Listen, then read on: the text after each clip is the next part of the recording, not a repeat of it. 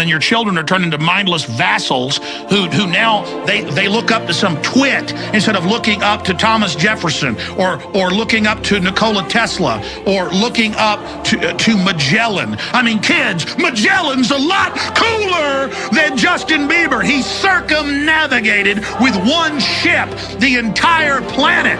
He was killed by wild natives before they got back to Portugal. And when they got back, there was only like 11 people alive of the 200-something crew, and the entire ship was rotting down to the waterline. That's destiny. That's will. That's striving. That's being a trailblazer and explorer. Going into space, mathematics, quantum mechanics, the secrets of the universe. It's all there. Life is fiery with its beauty. It's incredible detail. Tuning into it. They want to shatter your mind. Talking about Justin Bieber.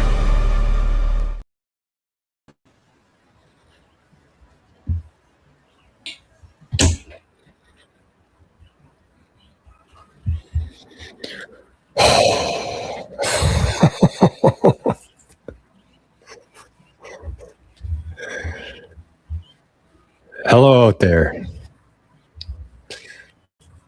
Oh my God. It is frickin' hot. Hopefully things are working, man. I can already see my face sweating. Might be a short show today. We'll see. It is 9 o'clock here right now, and it is 26 degrees. Nope. 27 feels like 31. That was at 4 a.m., 27 degrees. The lowest it got down to last night was 24 degrees, I believe. It is hotter than the devil's dick today. Actually, it's been like this for the last 3 days. I'm just in a state of like, what do you call it? Lethargic, very lethargic. I feel okay though. I feel better today, but we basically spent 2 days on the water just because that was the only place to be. And we don't have AC in this house. And this is my 4th summer here. I think I just passed. Hold on.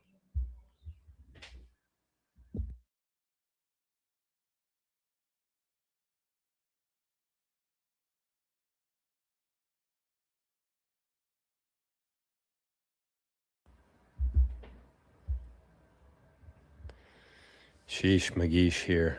Everything's hot. I have a hot coffee too. But where was it going with that? Hot, heat, no AC, 4th summer, 4th anniversary. Didn't even celebrate it. Should have. My first Bitcoin cycle out here. It's been 210,000 blocks since I moved out here.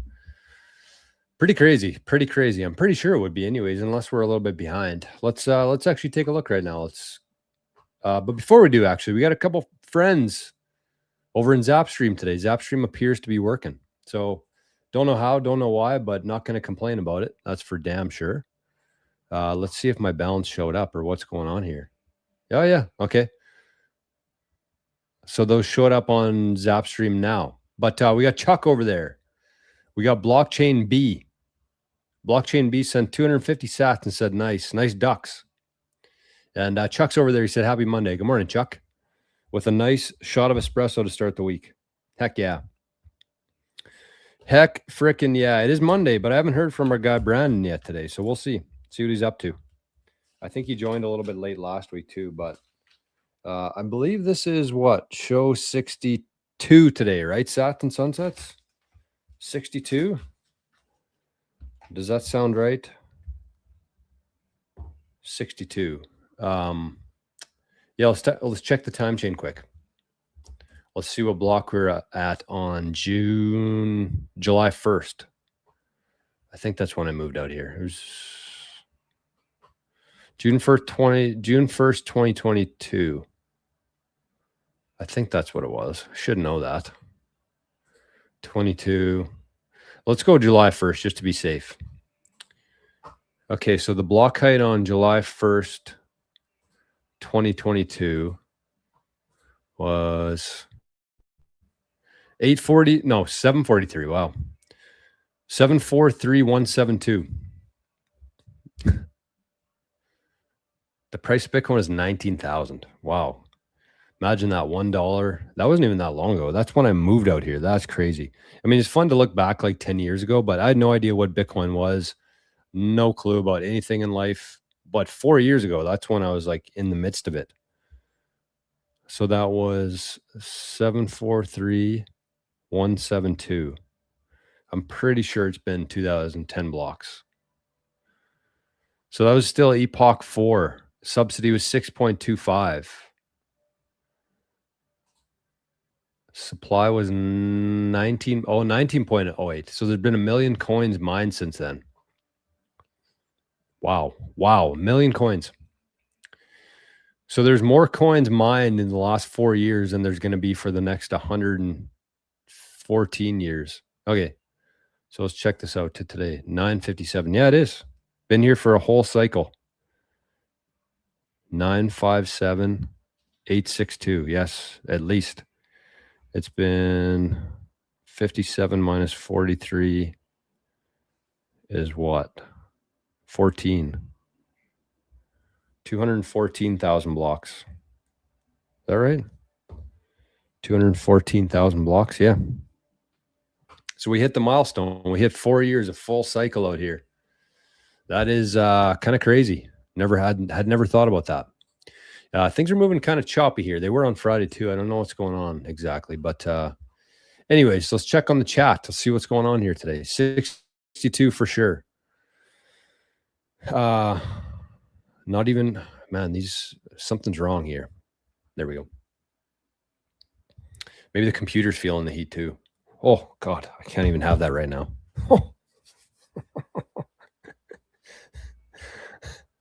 62 for sure. Okay. Not even window AC. No, we got nothing. And that where I was going with that is that in 4 years I've been here, last night was the only night where I was like, oh my God. It's usually pretty good. Like we got a bunch of windows. There's probably 1, 2, 3, 4, 5 or 6. No, there's 5 windows upstairs, like that open.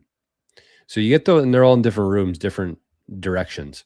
So you open those 5 windows up upstairs, and the air just flows through nice. Usually it cools down at night, even if it's hot. But last night it got down to 24 degrees. That was the lowest. So yeah, we are hot. We are freaking hot here, man. Oh my God. Look at this thing. Look at this bottle. You can tell how hot it is in here right now.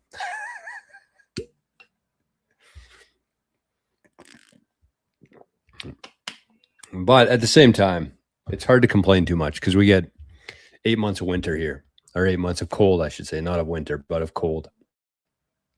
So anyways, let's see who's here. This is very choppy today. Very choppy. Okay, Sats and Sunsets is here. Good morning, Sats and Sunsets. 65 Sats, Mark, Bob, Stewie. Morning, everyone. Happy Monday. Jake says, pow. Good morning. Whew, it's going to be a show. Ginger's here. Good morning, Ginger. Scotty Boy says, is this the right place to feed the ducks? Well, Jenny's usually feeding the ducks. Hopefully Jenny had a good birthday weekend. She had a whole weekend to celebrate. Marco's here. Good morning, Marco. How do I look / sound? It's really, really, really choppy for me, but I just don't know if it's what it looks like from your end of the equation. So let me know, please, in the chat if I'm very choppy or if things are okay. Mostly the sound. I don't really care about the video too much. I'll probably have to put this laptop in the freezer today. Julian's here. Villain Julian, good morning. What kind of picture is that? Looks like Goku.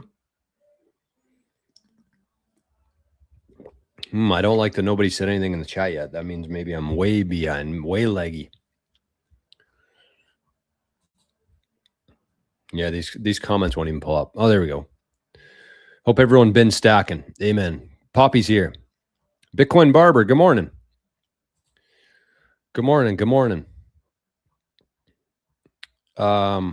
Next all-time high will be 2027, says Bitcoin Barber, but also says, I really don't know. That's a good follow-up because none of us have a clue. That's the whole point. Sats and Sunset says choppy and audio is out of sync, but it's not distracting. Okay, well, I don't like that. See what we can do here. Let me pull some strings. Let me get in touch with my IT team here. Let me check with the producer of the show.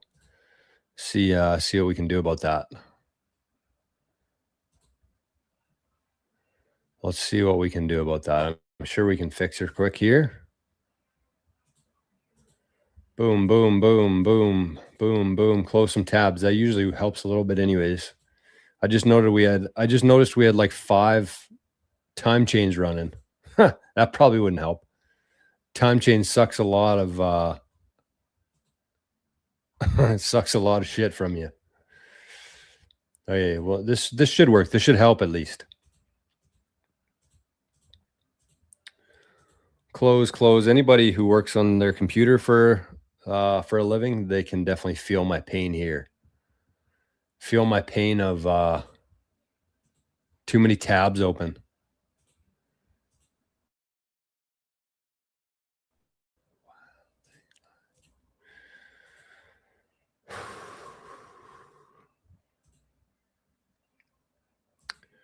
Okay, that should help a little bit. StreamYard, I got 1,000 StreamYard and 1,000 time chains open. Man, it's just like I wake up and just forget everything. Oh, that's a nice spreadsheet. I'm not going to delete that one.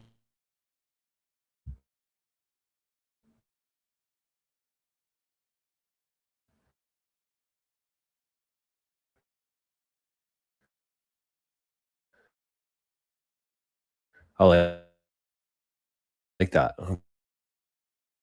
Okay, well, what was that?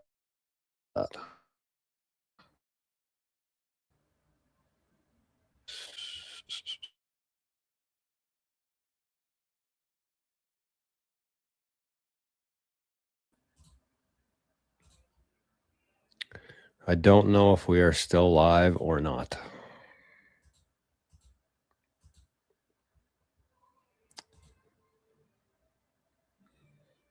My StreamYard shut down.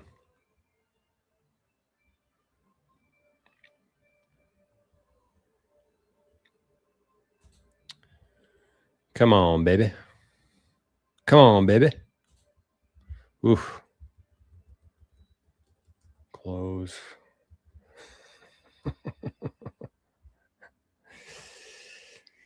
Yeah, I've no idea what's going on right now. Are we live? I can't even see the chat or anything. Okay, StreamYard.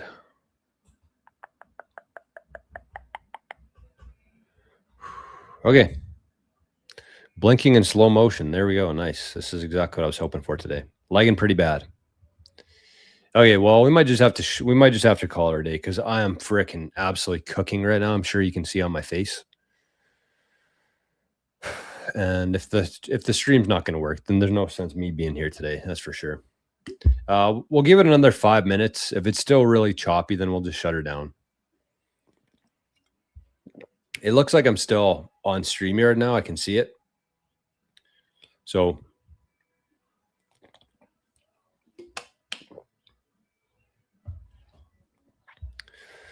all right, let's keep her going here before we shut her down. See what's going on. Praetorian's here. Good morning, Praetorian. Seems to be running a little bit better now. Zebra Stripes is here. Good morning. You shouldn't say that. I need to get to 1 whole Bitcoin. Should never say need. You should never say need. It's not good alignment with the universe. But I'm not going to tell you what to do. Different strokes for different folks. But you should never want or need anything. It's just do your best. Do your best, and the rest takes care of itself. Robert's here. Stell's Row. Everyone have a great start to the new week. Cheers, Robert. my piping hot coffee here. Oh yeah, that's exactly what I need right now. Ralph is here. Ralph is here. Duncan's here. Says afterwards, everyone. What does afterwards mean? Is that must be a UK thing? Next all-time high will probably be 280 to 320. Maybe. That'd be nice. Compared to now, what is that? 6x? 6x? Music's kind of loud out there. Sorry, family. CWH Chuck is here. Good morning, Chuck. Afternoon. Okay, that makes more sense. I thought that was new UK slang. Afterwards.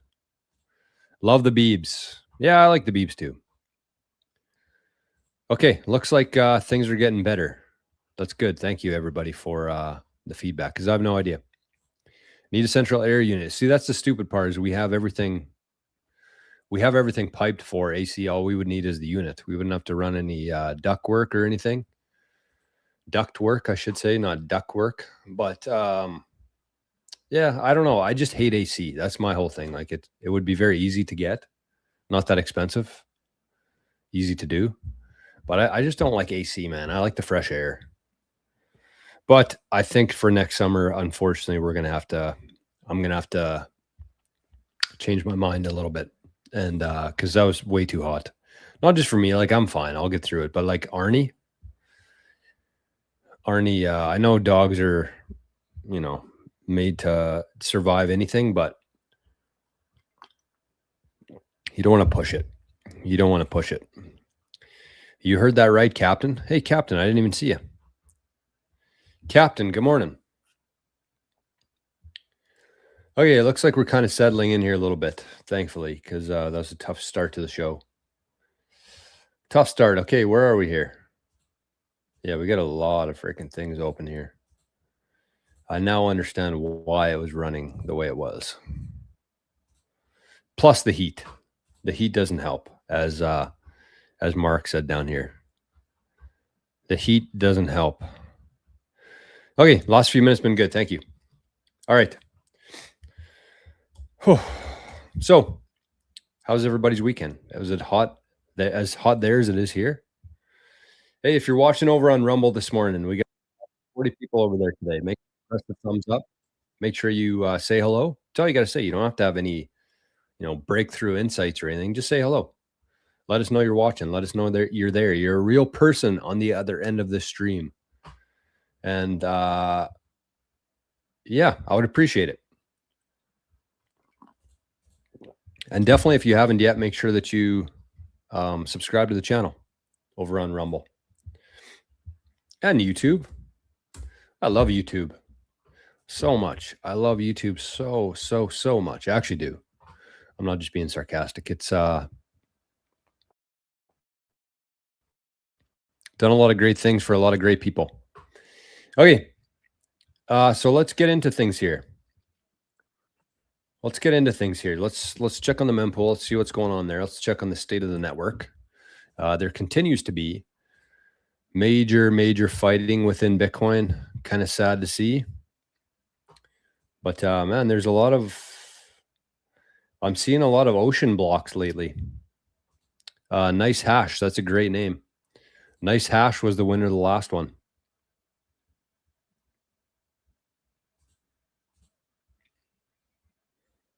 There we go. Nice Hash. Okay, so it looks like the network kind of pulled itself together. I thought we were going to be more of a downwards adjustment last week. It was looking like, I thought anyways. We had a big drop and then a big spike and then another drop last week. 5% is pretty substantial. I would say 5% is pretty substantial, but I don't really understand this. We've seen this a couple times as of late. It says we're 9 blocks ahead. It says the average block time is 9.7 minutes, but it's still showing a negative adjustment. That doesn't make any sense. But out of sync here, we got an out of sync block that just came through from Nice Hash. And so Binance Pool mined their block 1 minute ago. I just changed there 1 minute ago. And the Nice Hash somehow came afterwards. So it looks like they took a little bit of time with their with their block there. So the cool thing about Ocean is that you can create your own block template.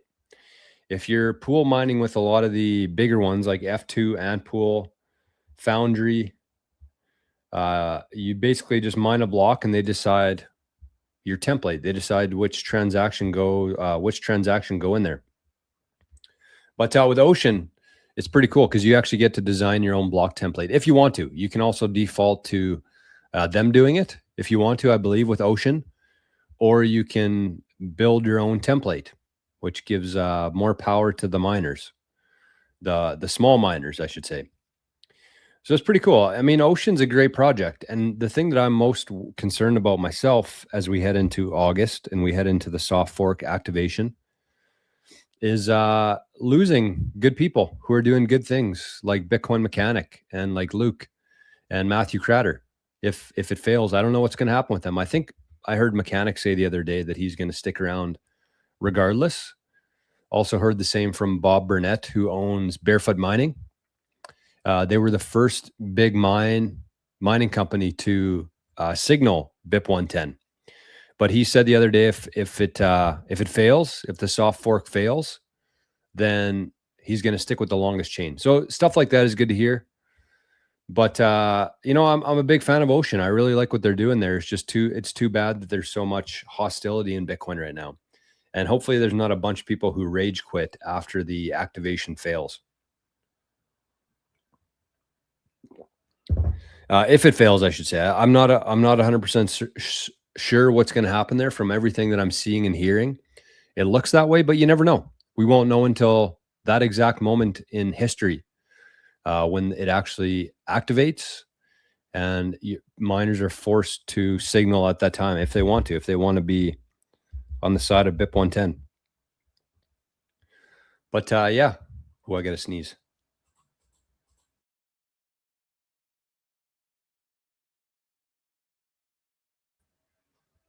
Nope. Came and went. I thought I was going to sneeze right on the air there. Okay. Time chain. I think we were already there, but let's go back there for a quick second. And I got to make sure to close the tab after I'm done using it. I always switch tabs, and that's the problem. That's how tabs stack up, is that you check out a tab and then you move on to something else, and then it just lingers there. Okay. Let's see what's going on here. The heat is headed my way for the middle of the week. Oh my God. So it's going to be 30 degrees today, 28 tomorrow, rain Wednesday. Thank God. 20 degrees. That'll be nice. That'll cool things down a little bit. And then 23, 26, 27, 27. So we are in the middle of a heat wave right now. But hopefully it's done. Like yesterday was 38 degrees. 38 degrees. And it felt like in the 40s with the UV index and with the humidity. It is very humid here. If you've never been to Manitoba before in the summertime, oh my God. For those who have been to like Minnesota, it'd be pretty similar to that, I think, except I think there's even more water here in Manitoba. Oh, humidity's wild. Okay, Captain says, is there any way to prevent the ability to view your seed phrase on your cold card queue? Is there any way to prevent the ability to view your seed phrase on your cold card queue? Duncan says, Captain, watch Forrest's video on cold card queue spending policy. Captain, why would you want to do that though? Why would you want to do that? Is there any way to prevent the ability to view your seed phrase? Prevent the ability to view your seed phrase. Why would you want to do that? That's one of your keys, because if you ever happen to lose your 12 words somehow, or you forgot where you put it, or whatever, it burns down, who knows? I guess you could just generate a new seed phrase at that point. But I like the ability to view it. I'm just curious as to why you want to do that. Scotty said, Rumble didn't start for me. How much did I miss? Oh, yeah, sometimes it does that. But yes, wow, we got over 40 people watching over on Rumble today. Hopefully everything's working okay over there. Once you understand Bitcoin, you start questioning everything else around you. Yeah, that's kind of what I wanted to talk about today, but we'll see. See how things go. Never been to Canada, but all around the world, not Canada yet. Canada is beautiful. Absolutely beautiful. Plebinator says Sailor was in the files. Was he? I don't think that that's true. I don't think that that was true. So yes, we are at the Epoch V, Epoch 5, the subsidy of 3.125. Supply 20.05 million, 95.5% of the supply has been mined, leaving this little wee spot right here for the next 100 years. So we went around the horn. First 17 and a half years, and then for the next 100 years, we got this little section right here. That's all the Bitcoin left to be mined. The exchange rate today, you got $1, 1 unit of illusion.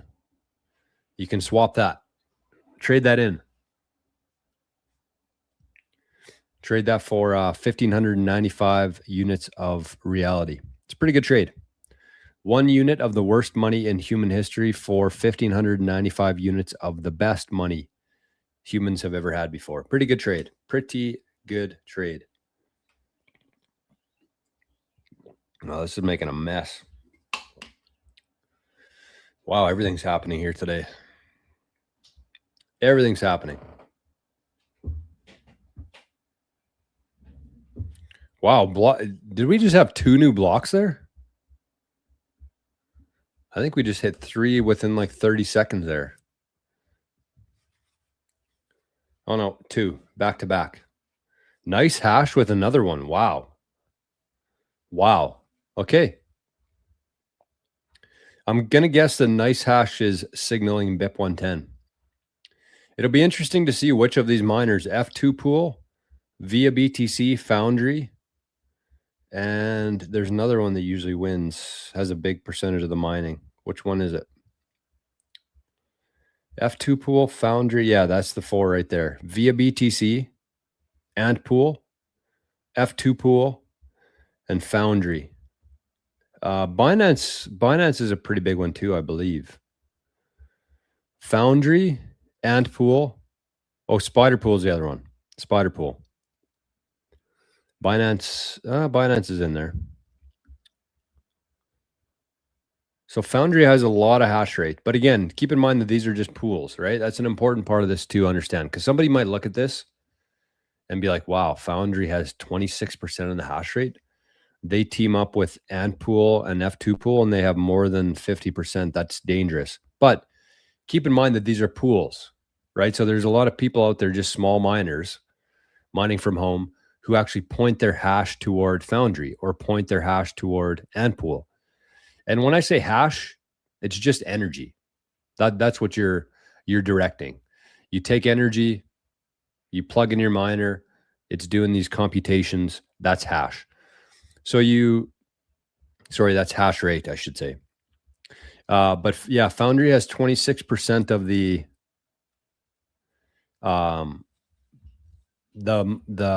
hash rate. Ant pool, F2 pool, via BTC, and Spider. They have about 75% of the hash, those 5 miners. Right? Yeah, it would be 75%. But yeah, I mean, if any one of these started, doing any nefarious things or acting like a fool, people would just take their hash rate and point it somewhere else. But you got some other big ones here too. Mara's pretty big, 5%. SEC pool, I didn't realize they were this big. They got 31.78 exahash. Ocean has 29 exahash, which is 3%.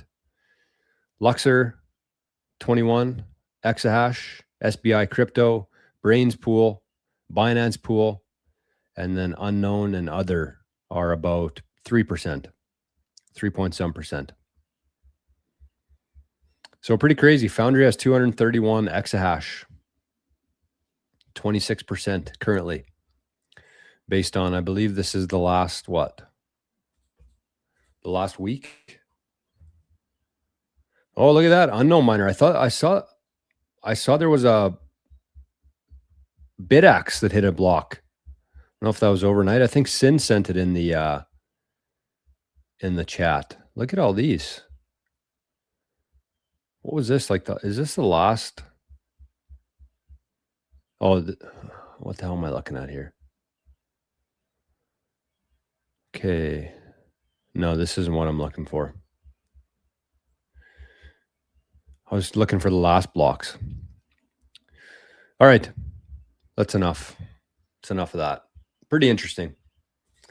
Zapstream, look at this. We got a good crew over there today. We got Duncan who sent a DCA in. Duncan sent 4798. Love to see that. Thank you, Duncan. We had Chuck with espresso. We had Mark said zap for the AC fund. Thank you, Mark. Sats and Sunset zap 62 for show 62. And Moravian pulling the weight on this Monday morning today with some support. A double shot of espresso. Thank you, Moravian, very much. Okay, what else did I want to get into today? You guys should know how much I love you today for being here right now. You guys should know how much I love you for showing up today. I might just pass out on screen here live. Call 911. If I just pass out, call 911. Tell them to get over here ASAP.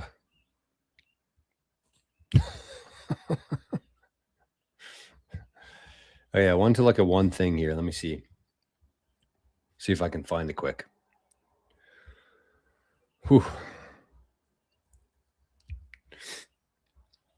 Ursula confirms that there will be a European app for authentication on social media. This witch. Scotty said, why are you passing out? Because it's freaking hot here, man. It's freaking hot. I don't know if you can tell. I'm sweating everywhere right now. Sweating profusely, you might say. But this was the big news on the weekend. Ursula. That's stupid. See you next Tuesday. It just blows my mind. You know, it really blows my mind that where we are right now, everything that's rolling out around the world, that people like this are just here. You know what I mean? I'm not inciting anything. It just blows my mind that people are just like still taking orders from people like Ursula. It's like at what point? At what point? You know, when you're sitting at the lake, drinking some beers, there's usually different topics that come up. So for anybody who's just, you know, joining the show today, it was 43 degrees here yesterday. So we spent the weekend at the lake, or not at the lake, but like down by the lake, on the lake, not at the lake, on the lake. But, you know, everybody's bitching about the cost of everything. We had the big flood here 2 weeks ago, and there hasn't been much help from the government. And, you know, I just kind of asked the question because everybody in my family knows my stance on things, obviously. But, you know, I just said, like, at what point? And I just asked them that, like, what's it going to take? What's it going to take for you to just completely say that's enough? Enough is enough. What's the point? Because I feel like it should have already happened already. You know what I mean? That's kind of what I'm getting at here, is that I feel like that point should have already come. I feel like they've done more things that have crossed the line in the last 4 years where there should have been some sort of upheaval from us. But yet, you know, she just stands up here. She's still barking orders. People still pay attention to it. And it's like, what's it going to take? What's it going to take to understand that, hey, you know everything that's happening now. Everything has been exposed. And for anybody who's not willing to look at it or acknowledge it, I think that's one of the biggest sins you can be committing right now, is knowing what's going on, but still just completely oblivious to it and complacent with it. It's just like, that's how things have gotten to be this bad, because inaction, the inability to say enough's enough, I'm done. People just going along with it, hoping that somehow magically things will change. Like there's going to be a little fairy that flies over the world and blesses us and gets rid of the government and gets rid of all this bullshit. It's just like, the longer you wait, the more painful it gets. The longer we allow this to go on, the worse it's going to get. The more pain is coming.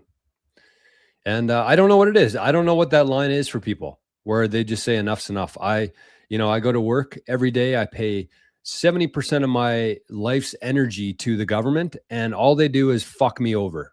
Like, at what point do people say that's enough? I'm done.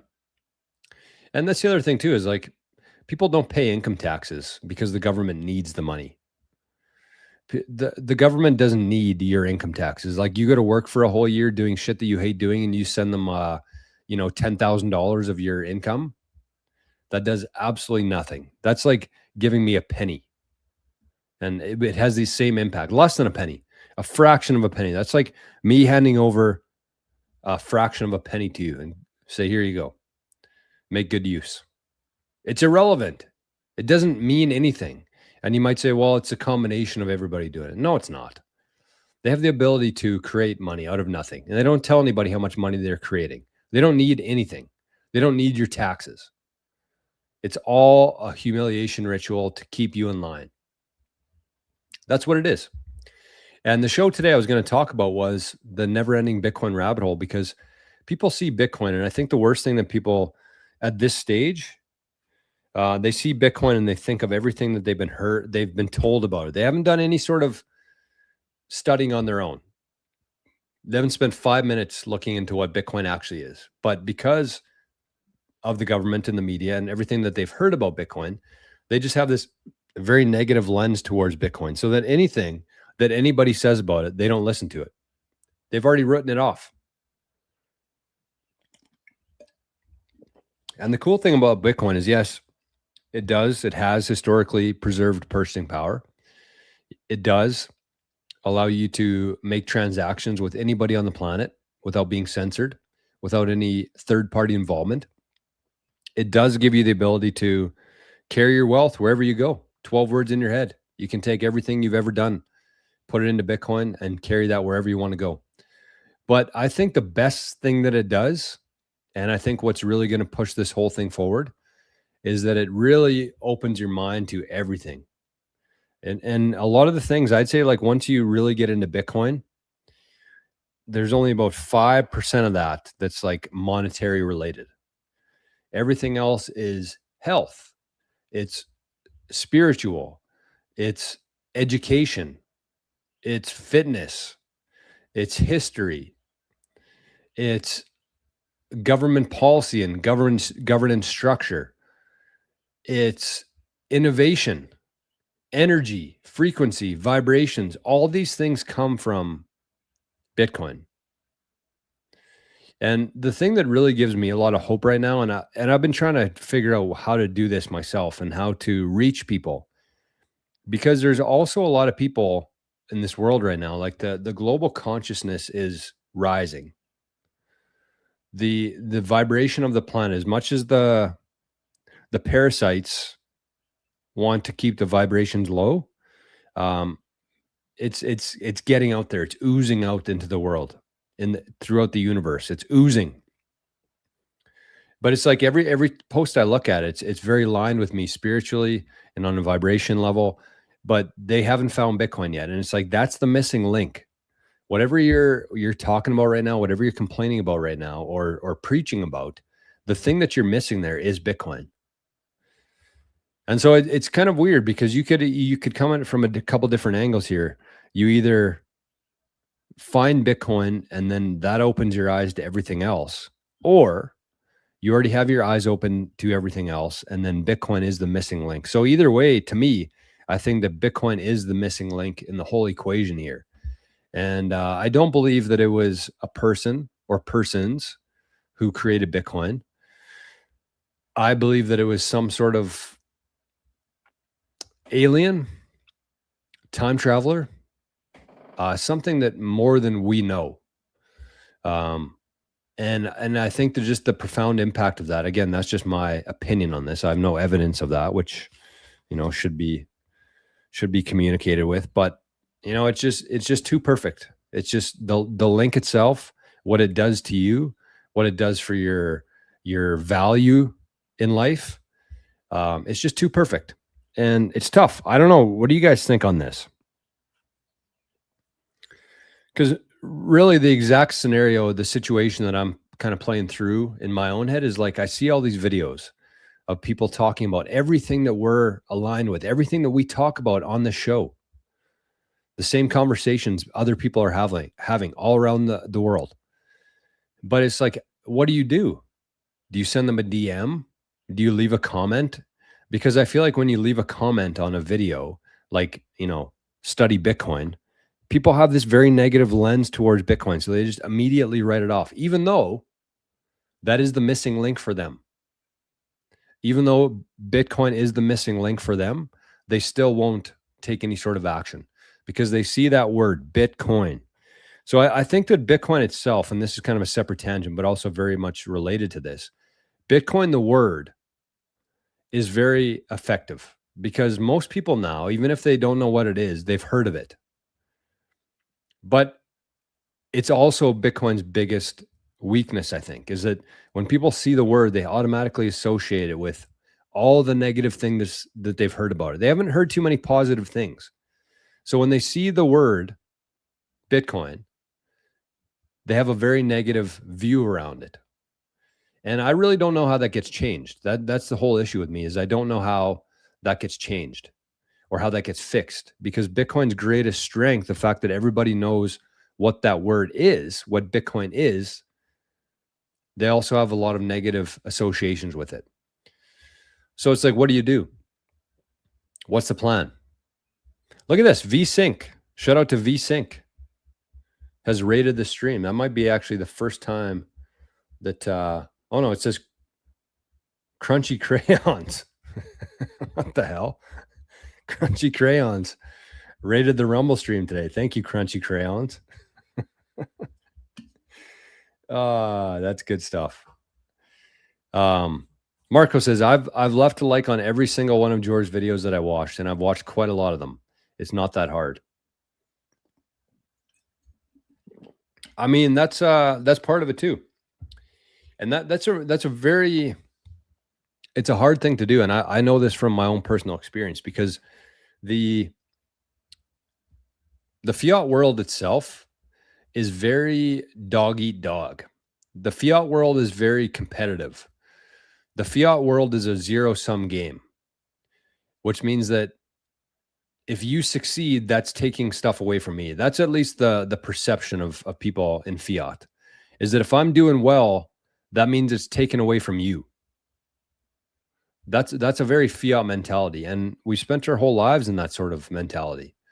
And I think if you can break free of that and you can understand what Bitcoin is a protocol, a network that's totally voluntary, totally transparent, fair for everybody, not equal, but fair.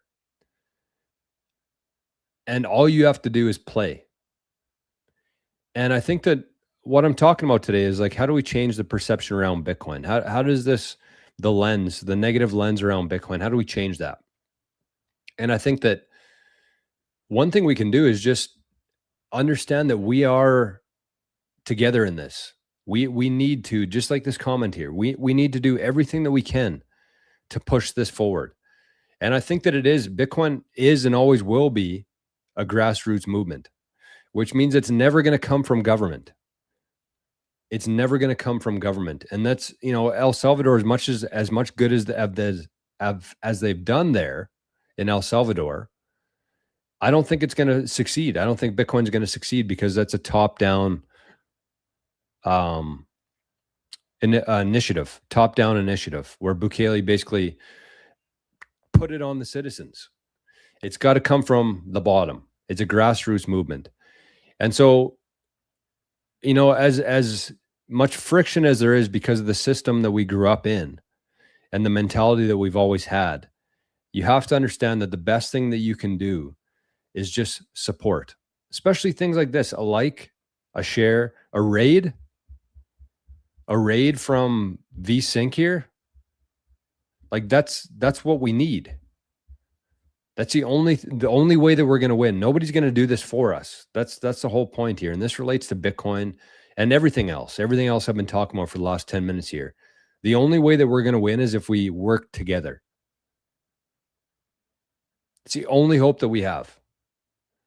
And, you don't have to go out of pocket for it. All you have to do is just understand that this is an information war. I think most people understand that, but I don't think they understand the full implications of that. They understand it's an information war. And so the person who can distribute the communication most effectively is going to win this war. And just the simple fact that this lady, this Ursula, is still standing up on a podium means that we're not winning here. We're not winning. We're giving too much energy, too much time, too much attention to these fucking parasites. And we're not helping each other enough. Again, I've been through that before. It's like there's just this friction where you go to press the like button, or you go to comment, or you go to subscribe. There's just this inherent friction within us because of what the fiat system has done to our, basically our souls, our minds. But you have to push past that. You have to make it a habit and do it as much as you can, as often as you can, to support people who are in line with you, who are talking about this stuff. And it is the only way that we win. We don't have a marketing team. We don't have any funding or subsidies. We don't have any of that. So the only way that we win this is by working together. And again, we've been talking about Team Bitcoin for a while on this channel, but you have to understand what role you play on this team. And I think if nothing else, bare minimum, you should be liking, subscribing, leaving a comment with a heart on it, something like that, just something small. But I know the friction. I've been there before. I've escaped the fiat slavery system, the fiat misery. I've broken out of that prison. But that's what I'm saying. You have to make it a habit. You have to do it frequently, and make it your new normal to just support people. Like Marco here. I really appreciate that, man. I really appreciate that. Even though it might not feel like a lot, that's literally the only way that we're ever going to win this, is as a unit, as a team, together. It's the only way we're going to win. And it's the parasite's wet dream right now that we're fighting about BIP 110. It's the parasite's wet dream that because of all this friction and inability to work together, Bitcoin's going to take longer to be adopted, and fiat's going to last even longer. So the longer we're divided, the longer this whole thing is going to take to play out here. Okay, I'm seeing some comments here. Sorry, everybody. I've been yapping. Sats and Sunset zapped 1 sat for a Jor tax. Thank you, Sats and Sunsets. We'll take pictures of you, Jor, then call 911. No, call Sharon. Call 911 first, and then if you want to take pictures, you can. But call 911 first, please. Water. I know I got some water here, Sharon. I got some water. It's dripping, but it's water.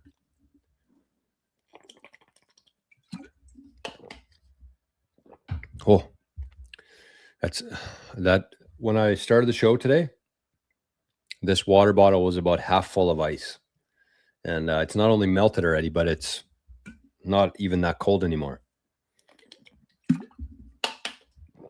Anyways, let's keep her going here. Can't rely on the government, no doubt. Look at Venezuela. Literally people decaying under rubble, and they refuse to help. As a matter of fact, they loot people's destroyed homes.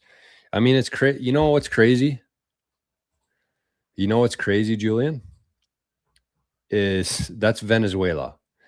And there's a couple different thoughts I have around that in terms of like, it's not really up to us. It's not up to us to to worry about. It's not. As unfortunate and awful and devastating as that whole situation is, there's literally nothing that I can do here about that. So I don't want to spend 1 second of my life thinking about it or worrying about it, because it's unproductive. That's what I'm trying to say. So that's one point. Number two is that we had a tornado here. We've had tornadoes for the last couple weeks because there's been so much heat and water and humidity, and there's been a lot of tornadoes in this area. And one house that's about 10 miles from me had its whole roof ripped off. And I know the guy personally. Obviously, it's a small town here, but there was literally people driving by to take pictures of it and videos and sharing it online. But that's not even the worst of it. There was people looting the house after the roof got ripped off in Canada. And I'm not trying to shit on Venezuela here, but that is like literally a third world country. It's not the people of Venezuela's problem. It's not their fault. It's just the way it is. There was people looting in Canada here, in the prairies of Canada, after somebody just had their roof ripped off of their house from a tornado. That's the state of society right now. And that's what makes me ask the question, how bad does it have to get before people get off their fucking ass and do something about this? I'm tired of it. I'm so tired of it. And, you know, me bitching about it, I don't know if that does anything, but it's just like, at what point are things going to change here? Are people going to do something about it? Okay, I got to give some love here. I'm seeing some things coming in. David T sent 420 sats over on the Zap stream today. Thank you, David T. I really appreciate that. We got 2 Crunchy Crayons rated the stream, so shout out to Crunchy Crayons. I appreciate that, man. I appreciate that. VSync, are you still here? Are you still here? Sharon B gifted a subscription over on Rumble to the 88 Sats channel. Let's see who got it. VSync won that from Sharon B. Sats and Sunsets also gifted a subscription. So we got Sharon B, the lovely, the beautiful Sharon B with 1 Memby. We got Sats and Sunsets, the Smith, the man, the Smith, the legend with a Memby. Thank you, Sharon. Thank you, Sats and Sunsets. Who got the other one? Crypto Joe. Oh, I get it. Crypto Joe. Crypto Joe. I like that. So yes, shout out to VSync, Crypto Joe. Anybody else from VSync's stream, say hello. Somebody might even buy you a membership. We got a beautiful, amazing community here on for 88 Sats and the Visionaries. And looks like a couple things happened on. Look at this. Wow, Praetorian. I don't think anybody's ever bought a 12-month membership. Man, I appreciate that so much, Praetorian.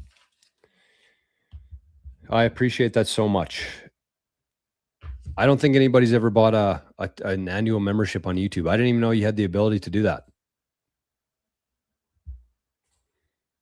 Thank you, man. And not only that, but he gifted one. And whoever receives that is actually going to get 9 episodes of the Digital Homestead course, which helps you to increase your Bitcoin security, make sure your Bitcoin keys are safe. A lot of tips, a lot of strategies, a lot of thought experiments around that. How to become more private with your Bitcoin. Even if you got KYC Bitcoin, there's still ways to be making that more private and more sovereign. We're talking about VPNs. We're talking about nodes. We're talking about all this kind of stuff. That's a Digital Homestead course. And Praetorian, thank you, man. Very much.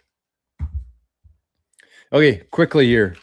VSync said, I'm here, but only for a minute or two. Got to sleep Sunday night and get up again to catch up on Monday. Cash session trading. Okay, well, VSync, I appreciate it, man. And if you got to go, you got to go. But I do appreciate the raid there. And I hope you come by. I hope you come by some point in the future, because I'd love for you to be here for some of our Bitcoin conversations, because I think that if and when you get to the point of understanding in Bitcoin, you don't need to trade anymore. That's the whole point of Bitcoin, is that you don't need to trade anymore. You don't need to be an expert. I mean, it's different if that's kind of like your thing. Like if you would really enjoy it, if that's how you like using your time and energy in life, trading, then that's fine. You could still do it as like a side part. But I think even people like that who are very active and really enjoy trading and looking at the charts and all that stuff, I think that it's still a great idea to have a portion of that into Bitcoin, into a network and a system and a protocol that nobody has the ability to change. Nobody has the ability to debase, because all the trades that happens in US dollars, that's really the point, is to accumulate more US dollars. But the problem with the US dollars is that they're getting debased every single second of every single day. Every dollar that the government prints, every unit, we call dollars, every unit that they print, it makes yours worth less. So even if you're winning in trading, you're still losing in US dollars. So the whole point of Bitcoin, and if you stick around for a while, you'll see why that is, why it is. There's no ability to change it or control it or manipulate it or debase it. That's what Bitcoin is. It's a totally different system that nobody controls, nobody runs, nobody has the ability to change. So it's good. You probably need a little bit of both. Me personally, I'm not a trader. I just don't enjoy it. I don't like spending my time looking at charts. And so I just buy Bitcoin, and then you hold it there, and whatever percentage of Bitcoin you have of the network, that's yours forever. So if you had one Bitcoin, your percentage of the network will never go down, because nobody has the ability to create more units of Bitcoin or Satoshis. So anyways, I appreciate you coming by and bringing some friends, and hopefully you'll come by another time. Praetorian, wow, Praetorian. So Praetorian gave or bought 12 months. I'm going to have to give some credit for that. 12 months. And also a gifted Memby. And also $10. $10 over on Rumble. He said, please kindly hit the like, thumbs up, help us achieve a 1-to-1 ratio today. Kind regards from our guy Praetorian. Man, we're pretty good. This is probably the highest amount of likes we've had in a while on Rumble. So thank you, VSync. I'm just going to pay a little attention to VSync here, because I appreciate the raid. He said, VSync, I have a portion of my margin collateral for the crypto futures in Bitcoin and other things versus just USDT or other stables. Working on rebuilding personal life and reserves, but definitely stacking. Good man. Good man. Yeah, I mean, that's the thing. And I think that that's another important part of this whole thing to understand, is that you don't need a ton. You really don't. You know, if you enjoy that, if you're making money off it and you want to live your life and, you know, buy the things that you desire to have, that's fine. But I think that at a bare minimum, you should have a small portion of Bitcoin. You definitely don't need a whole coin. You know, if you get a big trade right, you can just kind of, you know, keep adding to it. And just the thing with Bitcoin is, and I think that if everybody kind of went into this sort of mentality, is that you buy Bitcoin or you swap USD or USDT for Bitcoin, it never moves. Think of it like farmland. Farmers will sell everything that they have before they sell their land. And it's just the same in Bitcoin. And so when you get into Bitcoin, when you start buying some sats, you should think of it like farmland. You just accumulate. You buy it, you send it to your cold storage, and you buy it and you send it to your cold storage, and it never moves. You sell everything else. You trade everything else ahead of your Bitcoin, just like farmers with their land, because that's what's going to last. That's what's going to retain your purchasing power. That's going to be the wealth that you can carry wherever you want to go on this planet. And so that's your golden goose there. So you just keep adding to it, even if it's not a lot. But let's say you made $1,000 on a trade one day, just take $10 of it, put it into Bitcoin, leave it there forever. Leave it there forever. And you're going to win no matter what else you got going on. You hold on to that for 10, 20 years. That's it. Everything else is just going to be like nothing compared to what your Bitcoin in self-custody is going to be.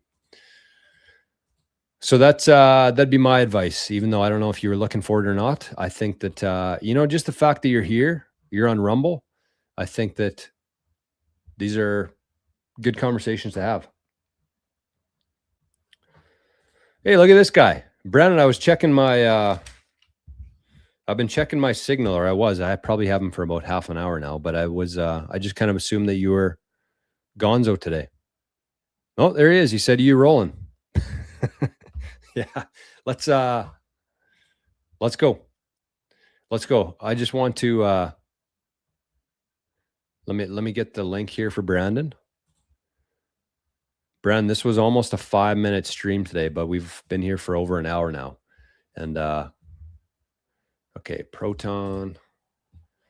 I don't know if you can tell on the screen here, but it is hotter than Africa here right now. And I'm struggling.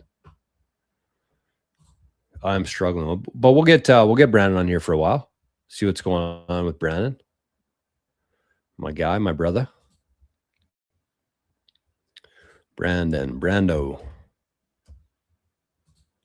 Link. There we go. Okay.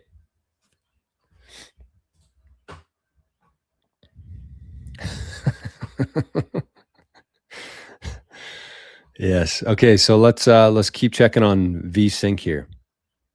What does he say? Oh, Satin Sunset's at 2 times 10 from Praetorian. Shit, I missed the first one. Sorry, Praetorian. 2. I only see 1. Nope, there it is. Praetorian said, please be kind enough to help us achieve a 1-to-1 ratio for the likes on the channel. Man, he sent it twice. I think we have to, we got to do our best here to respect Praetorian's wishes. We got 43 people over there. We got 24 likes. Let's see what we can do. Okay. VSync said, come to think of it, I should make a little tutorial or a short maybe on that. Probably lots of people think it's a choice to hold or be able to trade, but nice to know you can do both. Yeah, absolutely. But would love to compare views with you more widely for sure. I mean, just the fact that you're on Rumble, that tells me that we're pretty aligned with a lot of things in life. And kind of what I started the show talking about today is that people have this misconception around Bitcoin, a lot of misconceptions, because most people haven't spent more than 5 minutes studying Bitcoin or learning about Bitcoin. But also all the information that they have is very negative around it. So when you talk about it with people, they just look at it from that lens of negativity, and it's their own fault really. But yeah, I feel like if you're here, if you know what Bitcoin is, then it would be, I think we're closer than you think in terms of alignment. Oh, how you doing, man? Wonderful. I am wonderful. Maybe a little cooler than you are right now, fortunately. But what do you got? Are you running Christine Lagarde, no air conditioning allowed at the house over there, or what? House is vented for it. The house is vented for it, but yeah, we don't have AC here. I don't know why. It's just, I was telling these guys, I've been here for 4 years now, actually more than one full Bitcoin cycle we figured out. And last night was the very first night that was intolerable for me in 4 years. So usually when it gets hot here, and I mean, you live in the kind of the same climate as I do in terms of like the humidity. Yep. So it's been good though. Like through the years, it gets cool at night. We open up the windows here, the air starts getting through here. Like that's my natural version of AC, which I prefer. Mm-hmm. But it's at some days like today, you need to have AC. I've figured out. Mm-hmm. You do, and I get hot. I get hot very easily. So I always err towards that. So I don't know how people did it for that. There's a reason I didn't live 1,000 years ago. Let's just say that. The big guy upstairs knew. Yeah. So. Agree. Oh man. So what's going on? Not much. I was just on a Bram had me on his podcast. So I was just recording with him for like an hour and a half. So that's why it was actually supposed to be 9:30. And then we both had like audio issues, which this stupid mic is, I think this cord is like busted on this, $500 effing microphone that I've had for only a year and a half. And so it's just giving me tons of trouble. So we were both having audio issues. It started half an hour late. So it was like 10 Eastern. We just got done, 5-10 minutes ago. Were you live? We were not live. No, it was just a podcast recording. So I thought I'd be done like 10:30, 11 maybe, but it ran, at least another solid half an hour over. So it's all good, man. We're flexible here. Fortunately, we're flexible. So how was the chat? How was the chat with Bram?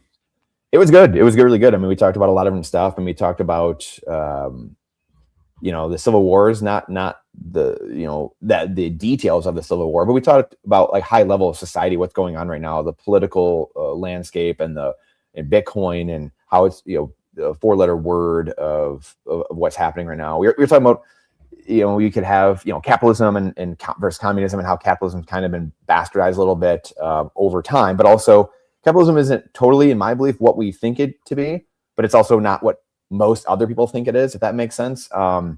So I've been going down the rabbit hole on that a little bit of the John Locke, Adam Smith, the propagandists of the East India Company, and everyone kind of immortalizes them as like, ooh, they're the, and they might not be who we thought they were actually. So very interesting.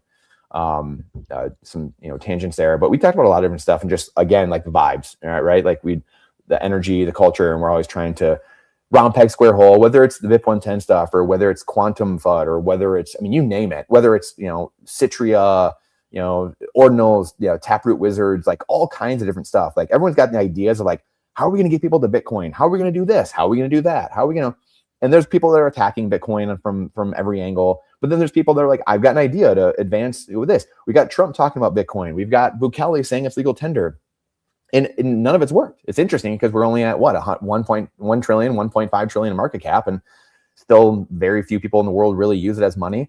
So we were talking about that. Like, why is that? You can't shortcut this process. It has to be patience and just building over time, showing your family, showing your children what the best money is. And no one wants that answer. It's not a sexy answer. I know. The podcast probably won't do well because it's the answer. It's not a sexy, fun, clickbaity answer, right? All these different things. And unfortunately, it's just like humans, we just have to get beat over the head incessantly until we like finally submit and say, yeah, you know what? Truth is truth. Can't shortcut truth. And so, yeah, we just talked a lot about that and different tangents of that, and can't have honest society from dishonest money. Can't have good fruit from bad tree, and just anarchy and voluntarism and some of those different forms. But also why I'm very hopeful, and because we forget this, right? We don't zoom out, is what we talk about Mondays here a lot. We don't talk about zooming out and just saying, hey, if life was really that bad, or if we were really going the wrong direction, then it'd be Mad Max everywhere. You'd have 7 of the 8 billion people shooting each other every single day, fighting civil wars literally everywhere with all the humans on Earth. And we just don't see that. We see the opposite of that, actually. We see vast majority of human beings being fine, civil, nothing, whatever. Just, you might see some governments doing bad things. You might see some wars here and there, some skirmishes, some bad little pockets of society, but that's a fraction of society.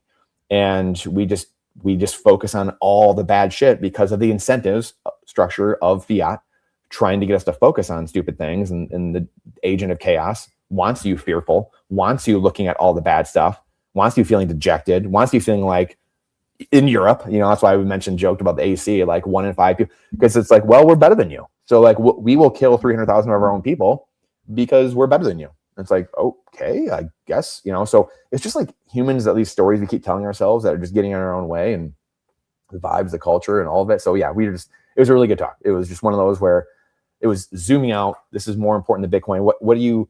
How are you, in the different ways you can vote, being involved. Lately I've been railing on, people just being disillusioned from politics, yet only like 5, 10, 15, 20% of people like vote in many elections, especially like local elections, stuff like that. Yeah. So the vote doesn't matter, yet only like 1 in 10 people vote. So it's like, if 1% of your buddies, like you guys, showed up, you might have swung the whole election in whatever, your township, your province, your city. So it's like, it's just wild. Then people don't want to get involved. Then they want to bitch about the whole process. They're just like, well, and then they just like, well, we call it a forfeit in hockey. We call it in sports. The devil loves when you forfeit, when your will's been broken by him, and he bent you over the barrel and cracked you, and you walk away back in the field of dreams and disappear. So that's where we are. Vote with money, vote with your vote with your wallet, vote with your feet. And then hopefully we never have to get to the ballot box or the ammo box, the last resort of voting. And so that's here we are. So I agree with the majority of that. I think that one thing that I usually say, like kind of a theme around the channel here, is like you vote every single second of every single day. And most people don't realize that. Right. But people are voting right now. People are voting.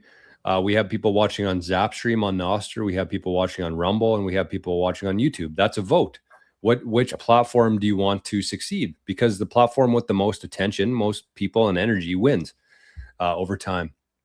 But I think the one thing that I disagree with on the voting, I think that the vote, when you go down, and you're right, in towns, like in municipalities and in RM elections, school board elections, I do believe that matters.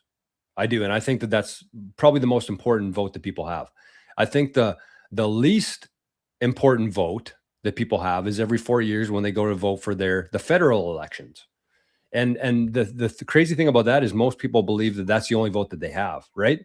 Like that's the worst part to me. Yeah. And I think that the part that I would kind of push back a little bit to you is like, when you go and vote for a federal election and the people, the uniparty, the system that we have, that's essentially saying, I'm participating in that system still. I'm giving you my permission to say that there's only a couple options here. This is the guy that I choose. That's kind of me giving more energy to that system. So what do you say to that? Well, just like we were talking on this in that pod, nuance, patience and nuance, right? This is like the game theory that plays out because we're all right. I mean, that's the unfortunate part, Jor, is like we're all right. And that's what makes it very hard. Meaning that technically you are like, it's the upside down pyramid. So you're right. Every 4 years, because we're so focused and things have been so federalized, where it's like we're only focusing on one, like, oh, it's like a king is going to give us these orders. Yeah, that's completely backwards of what you should be. But at the same time, like you have to know the timeline you're on in society, where like Trump buying Palantir or Intel, like I don't believe in that at all. I also intellectually know, and so I made this comment in there too. I was like, I don't believe the CIA. Like, I think there should be some form. I know this will light people's brains on fire. There probably should be some type of CIA. And I'm one of the guys that rails on intelligence agencies more than anybody. But then you can say, how could you say that, Brandon? Well, when you have broken incentives through fiat, I know therefore all these agencies and administrations will be corrupt. Most of them shouldn't even exist. But when you're in a game theoretical world of we have technology, I know my adversaries or some of these other countries, game theory speaking, are going to get these their own agencies. So now what do I do? If I'm just left sitting there saying, nope, I'm a Puritan, I'm not going to have any of that. Okay, well, then you run into a situation where now you're behind the eight ball and you become very susceptible. You have a very big attack surface, right? So in some way, shape, or form, right? It doesn't have to be the CIA. It could be anything. It could be Army, CIA, or you name it. I don't know. Right. And so this is the argument that's made for schooling. Well, we need our education, our public educated, and blah, blah, blah. So again, I don't claim to have the answers, but these are just these game theoretical things that you just don't hear talked about at all. Even a lot of Bitcoiners don't talk about it. Surely it doesn't happen in politics or really any other place in school. But to your point, you have this world where if you started focusing, you yourself, this is what's so tough, Jor.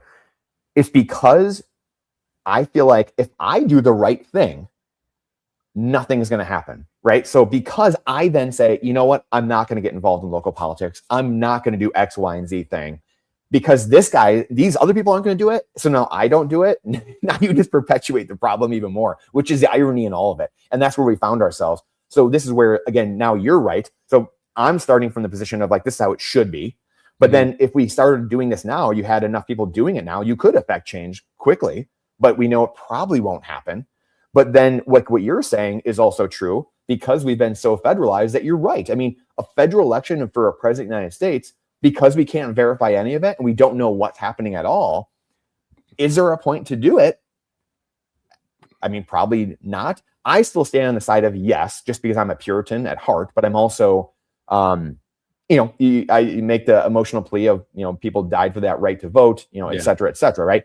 So I land on that side just because it's setting a precedent. And my worry is that people, they atrophy and they have apathy, all these things where they just aren't involved at all. And that's where you see a lot of libertarians and Bitcoiners have shut their mind down and shut off and remove themselves from politics completely. Instead of getting more into politics, the best people in society have now removed themselves.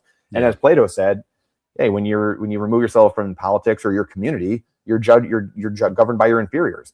And that's where we've found ourselves, which is, again, why we're all right, because we're speaking on different time, different angles, and we're speaking from different time, not locations, but not time horizons. But yeah, I don't know how to say that. But anyway, it's tough, man. Like this is why there's no answer. If there was an answer and it was easy, like it would have been done, right? Like we'd be living on Mars with a whole new. But this is what's really interesting though too, is reading a lot about the founding fathers lately, obviously, and doing the writing and the book and things of that nature. I've been going back to the East India Company, really studying this, really studying the British Crown, really studying central banking again, going back into and just really, and that's the world where you have these guys that came over. It's tough because those guys at that time, 250 years ago, really got to create. I mean, they would say like, well, what is it we want to have? Like, what is it we want to build? Like we don't have that option right now.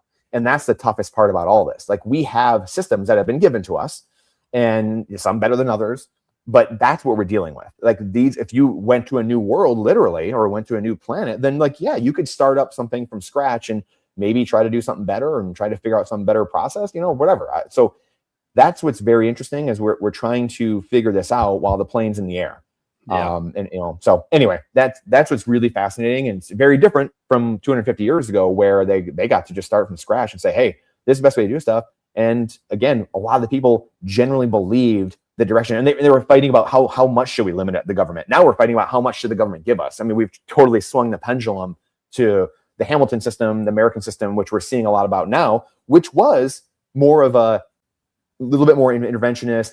Hey, we should have a national bank to protect our sovereignty and so some of those things, which I'm not a fan of, but it's a way stark contrast from where we're at now. It goes way back. But then like Washington and Jefferson, some of those guys were like, I don't know. I mean, Washington ended up signing, I forget what it was. But anyway, Jefferson was really against Alexander Hamilton in the central bank. He's like, no, we cannot be doing that. This will end very badly. And so it's time and place. And when you have a society, this is where like I just land the plane. When you have a society that's not engaged, which I know someone could say, well, so most society is never going to be engaged. I think that people were a little more engaged then because there was less distractions and there's, whatever. And I think with Bitcoin, I think you might be able to, even if it's 1 or 2% of people more engaged, that's all you need to really change humanity and go the other direction.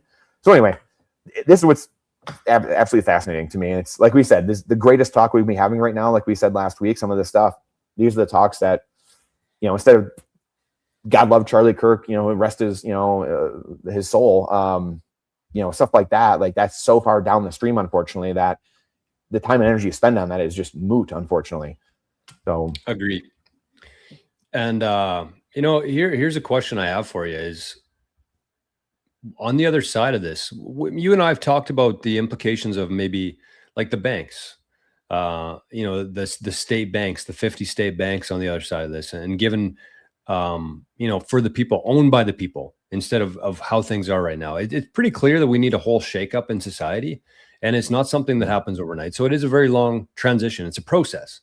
And I think that where we are today is where we deserve to be based on what we do, our actions, and the decisions we've made based on that. Like, you can't feel too bad about anybody or anything right now, because it's just a sum of everything that we've done up until this point. So, we have this Bitcoin thing now, which I think is going to be a big catalyst in change of that system. So here's my question to you is like, what do you think the federal government, what do you think as we see it today, like the Washington, D.C. in US kind of being its own country almost? It's not even like a part of the US. It's just like this little wee part of the US that seems to govern everybody, which doesn't make any sort of sense to me.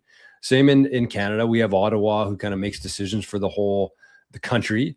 Very different cultures, very different things going on, economies, resources, all these things, but yet they get to decide how what I do, where the resources should be allocated to. It just doesn't make any sense.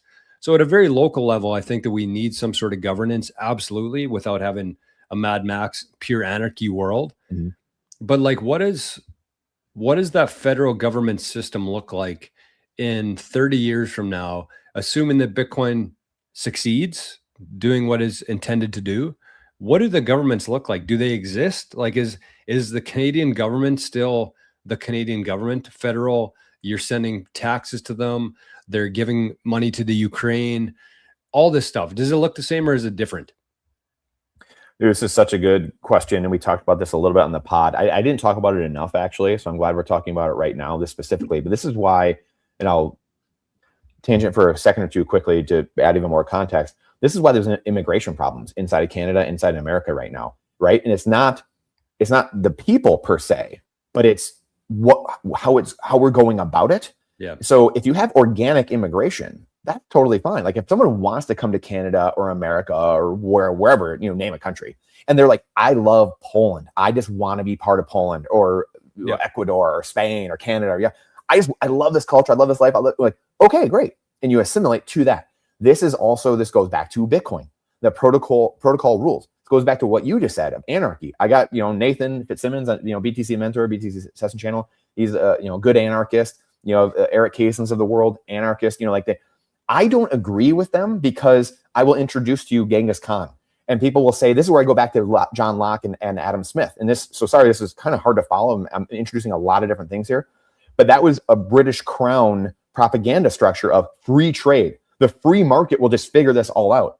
Mind you, behind the scenes, the money's corrupted. The British, East India Company, they're controlling shit and tipping the scales in their direction, but telling you, hey, whoa, laissez-faire, hands off. Don't do anything. But they're doing things.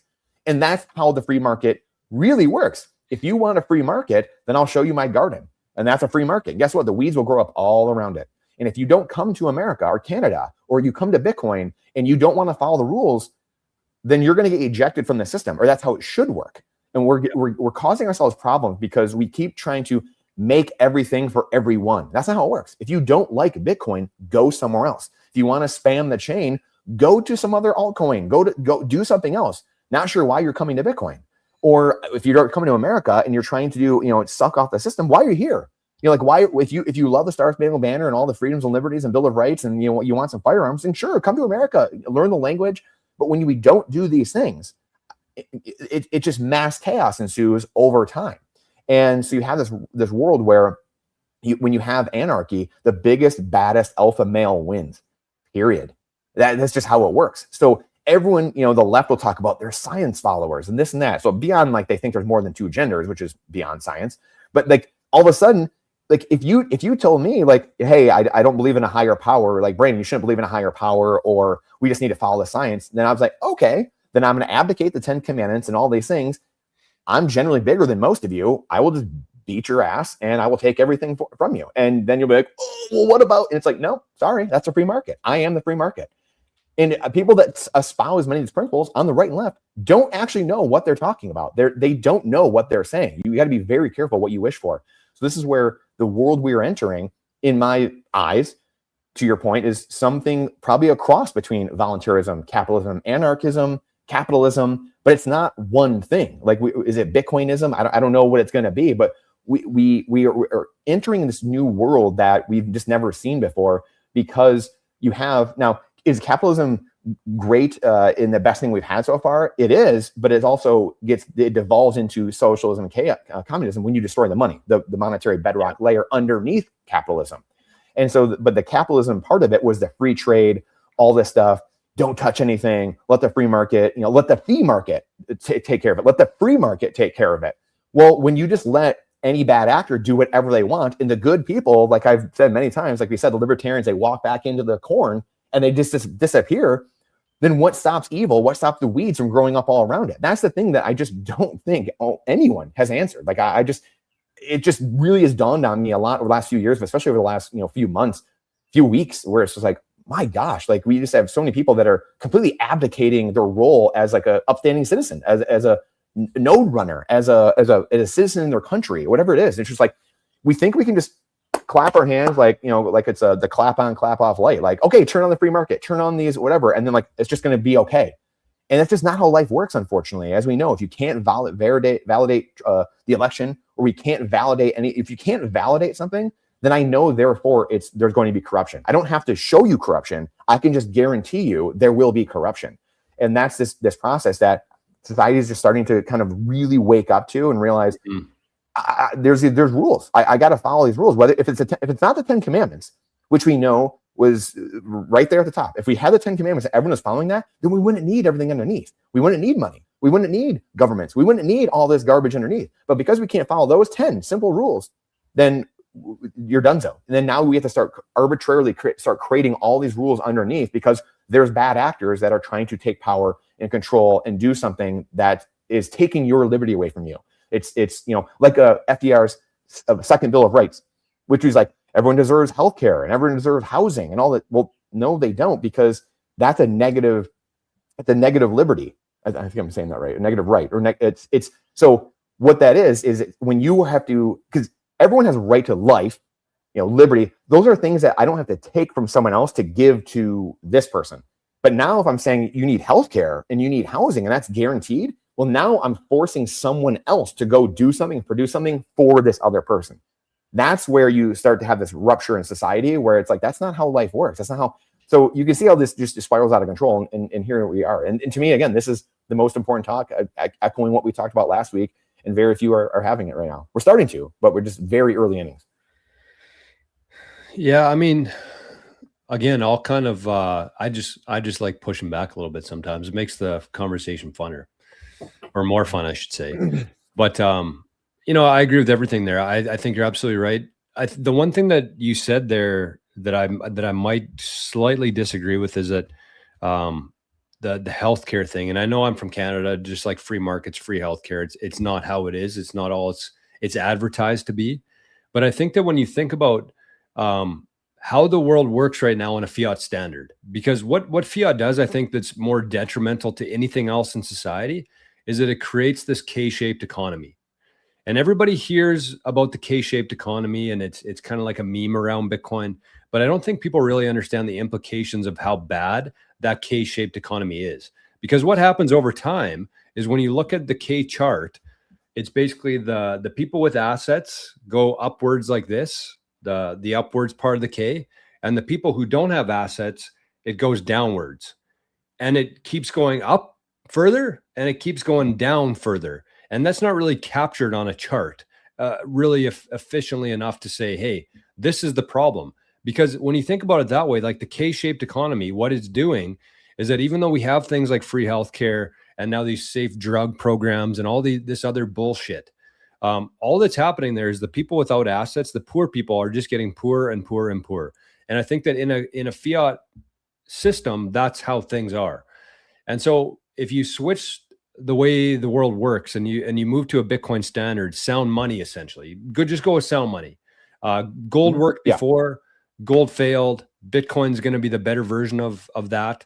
Yep. And so that looks different to me, because I really believe that we have enough energy, enough resources, enough innovation that nobody should be living on the streets. Nobody should be suffering at all. Nobody should have an empty stomach. We have more than enough here. But what that K-shaped economy has done is that it's given to the rich people and stolen from the poor people. And it will continue to do that forever. There's no turning that around. The K isn't going to turn itself around magically.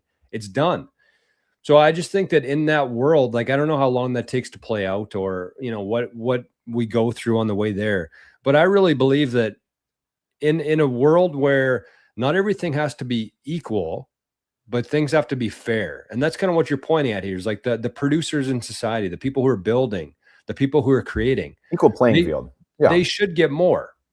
They should have more. If you're providing for your community and for society, you should have more resources than somebody who isn't. But I think the baseline, really what I'm trying to say here is like the baseline is here, like the floor of how bad things are is here in fiat, where it should be a million miles into the sky. That's kind of my point here that I'm trying to make, is like, we have plenty. We have way more than enough. It's just we've been lied to. We've been extracted from. All this stuff has been hidden from us for years and years and years. And the last thing that I would say to this is, like, you talked about spam being on the network. Why would people want to spam the Bitcoin network? I think it's people want to spam the network because they believe it's the only network that's going to be around in 50 years from now. So what's the point of spamming another network? And that's like a compliment to Bitcoin. But like, if you think about it this way, is like, if we had all the information for the last 10,000 years and nobody had the ability to destroy that or delete it like they can in fiat system, we would be living much differently today. Everything would be different, I believe. And so I think that, you can kind of combine those two thoughts there with Bitcoin Standard, with the uncensored chain that carries this information into the future. I think that has a very profound impact that most people don't really grasp how important that is, to be able to carry on information through time so that we never regress. We never go backwards too far. Of course, we're going to take a few steps back here and there, but like if you have this foundation, I just think that Bitcoin's going to do that more than anything else, is just raise the floor, because the floor is low and it's continuously falling in fiat land. With Bitcoin, though, I think that we're going to have a floor and it's just going to gradually over time go higher and higher through time. Yeah. So I agree and disagree with things that you said. And again, it's nuanced, which is kind of what we said earlier. So yeah, I mean, like we're all human and we're made in God's image. And in my belief, we're all made good, but we're cracked vessels. And so we can do evil things. We are tempted every single day to do, to go against our best nature. And so that's where the fiat incentives come in, right? Fiat incentivizes you to do worse and worse things, dumber and dumber things. This is why it's hard to point to one person and say, oh, it's their fault. It's not. It's we drank from the chalice of easy currency. We ate from the forbidden fruit from the tree, and now we get all the downstream evil of that. Well, that's very hard to root out. And so this is where we're at. And this is why like fiat doesn't incentivize people to give freely.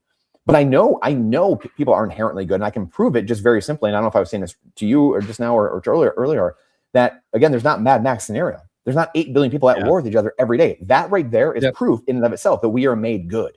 There's no other reason. There's zero reason for me to go out really and just not go beat someone over the head and just take all their stuff. What's the reason? There is no reason. Like if I was an animal, if I was a big elk, like I would just go do whatever I wanted. And I would just, take all the women and like whatever. So that's how I know that we are built in God's image. And so I have that, I know that. And I believe on a Bitcoin standard, now what you're alluding to is that like healthcare, all these things. Yeah, people should have those things. It doesn't mean they have a right to those things. They should have it because we're all going to die anyway, number one. And so that we have to accept that. And number two, I can't take from someone else. I can't force someone else to give that care or those goods and services to someone else. But I believe in a Bitcoin standard, though, that when people are wealthy, the standard of living increases to a point where you have infinite energy, you have this production. Then I believe humans are good in their nature, because I can also prove it by people letting governments all over the world lie to them, tell them, oh, we're going to take care of the poor, take their money from them, steal from them through taxes or inflation, and then redistribute it to poor people. No, not poor people. It's not actually poor people. They just give it to themselves or whoever. It goes a little bit. Yeah. And so again, another way I can prove that humans are good. We're too good, right? Like we believe that our leaders are there to protect us. And so all that being said, like there's nuance. Like we believe the same thing. It's just maybe a different way to get there, or different an angle of looking at it. But to me, that's money. And then the spam part, I've been thinking about this a lot lately too. And I know like a G Money, he put the Bill of Rights or the Constitution on there recently and stuff like that. And I know you've talked about this. Software's on there too. Is it on there? So I know that, like, to me, and I think most of us believe, or Bitcoiners believe, that money is the highest form of communication. And as someone who's a very faithful person, like to me, the Bible exists everywhere, and I don't actually believe I need it on the blockchain, or on the time chain. Because to me, I'm not communicating to someone over across the seas, across the pond, with the Bible, and that's not how I'm communicating with them. I'm not communicating with them with with a book or text or anything. All I need is a simple accounting mechanism to go across language barriers instantly and instantaneously to account for the whole system, to account for who's making the books, who's selling the books, who's selling the Bibles, who's making the Bibles. I don't need those things actually on the ledger. That to me is where in this whole debate, I don't want that stuff in my accounting, my bookkeeping book. I don't want the scribbles. I don't want all that stuff, because now we're gumming up the system that I'm trying to account for the whole system and keep it accurate. And so to me, money is the highest form of communication. I don't want anything else on there except the accounting of those transactions, not pictures, not text, nothing else. So I know it's ones and zeros. So when I say text, I'm saying the Bible. I don't want the Bible on the chain, because now I'm trying to account for everyone's transactions that day, but also put the Bible in that ledger as well. And so that's where I'm having a hard time with it. And that's how I think about it. How else do you pass information onto the future though? Well, it's physical. And so, okay, so that's where it's physical. Like I know they physical can't. Books have been burned. Libraries, right. They're going to be burned. Yeah. They're going to be burned. And that's where I think we have to accept that. We have to understand that. And to me, that's where government-run schools, all these things have done way more disaster instead of just us being with our parents, our family, the people that care about us the most, and then wanting to learn and teach you the things that matter. Like I don't need to go to school for 12 years and learn underwater basket weaving and applied physics and Calc 4 and stuff like that. I don't need that. And so because we've distracted ourselves with so much garbage all over the place, we think we need to carry on all these things when in reality you don't. The average person, literally 99% of the earth, needs to know like reading, writing, addition, subtraction, multiplication, division. And so that's where we have machines that are now doing these things. And so that's where my belief, although maybe radical to most people, it's just simplifying what's actually happening instead of like less is more. Because I believe like Bibles are physical. I'm not communicating with them in that sense of around the world instantaneously through money, through that form of communication. So you're going to have Bibles. People will have Bibles, and that will what needs to persist will persist. And the money, everything flows down from the money, if that makes sense. I mean, I know what you're saying. I think that you're right in the sense of like if things work out the way we expect them to, the school system gets fixed, the way everything's accounted for is changed. I just think that even if we go through that for a while and people are like, yeah, why would we destroy this? This is so important to us. And then 50-year cycle comes along, and all of a sudden you have this new evil that has some momentum, or this group of people who wants to destroy that. All of a sudden they light something on fire, and then everything's gone again. And then we have to rebuild. And by the time that happens, everybody who thought of that stuff or wrote that stuff down is dead, and it stops there. I personally believe that if we had all the information from 10,000 years ago, our life would be way different today. And the only reason why we don't have that information is because physical things can be burned or deleted or destroyed.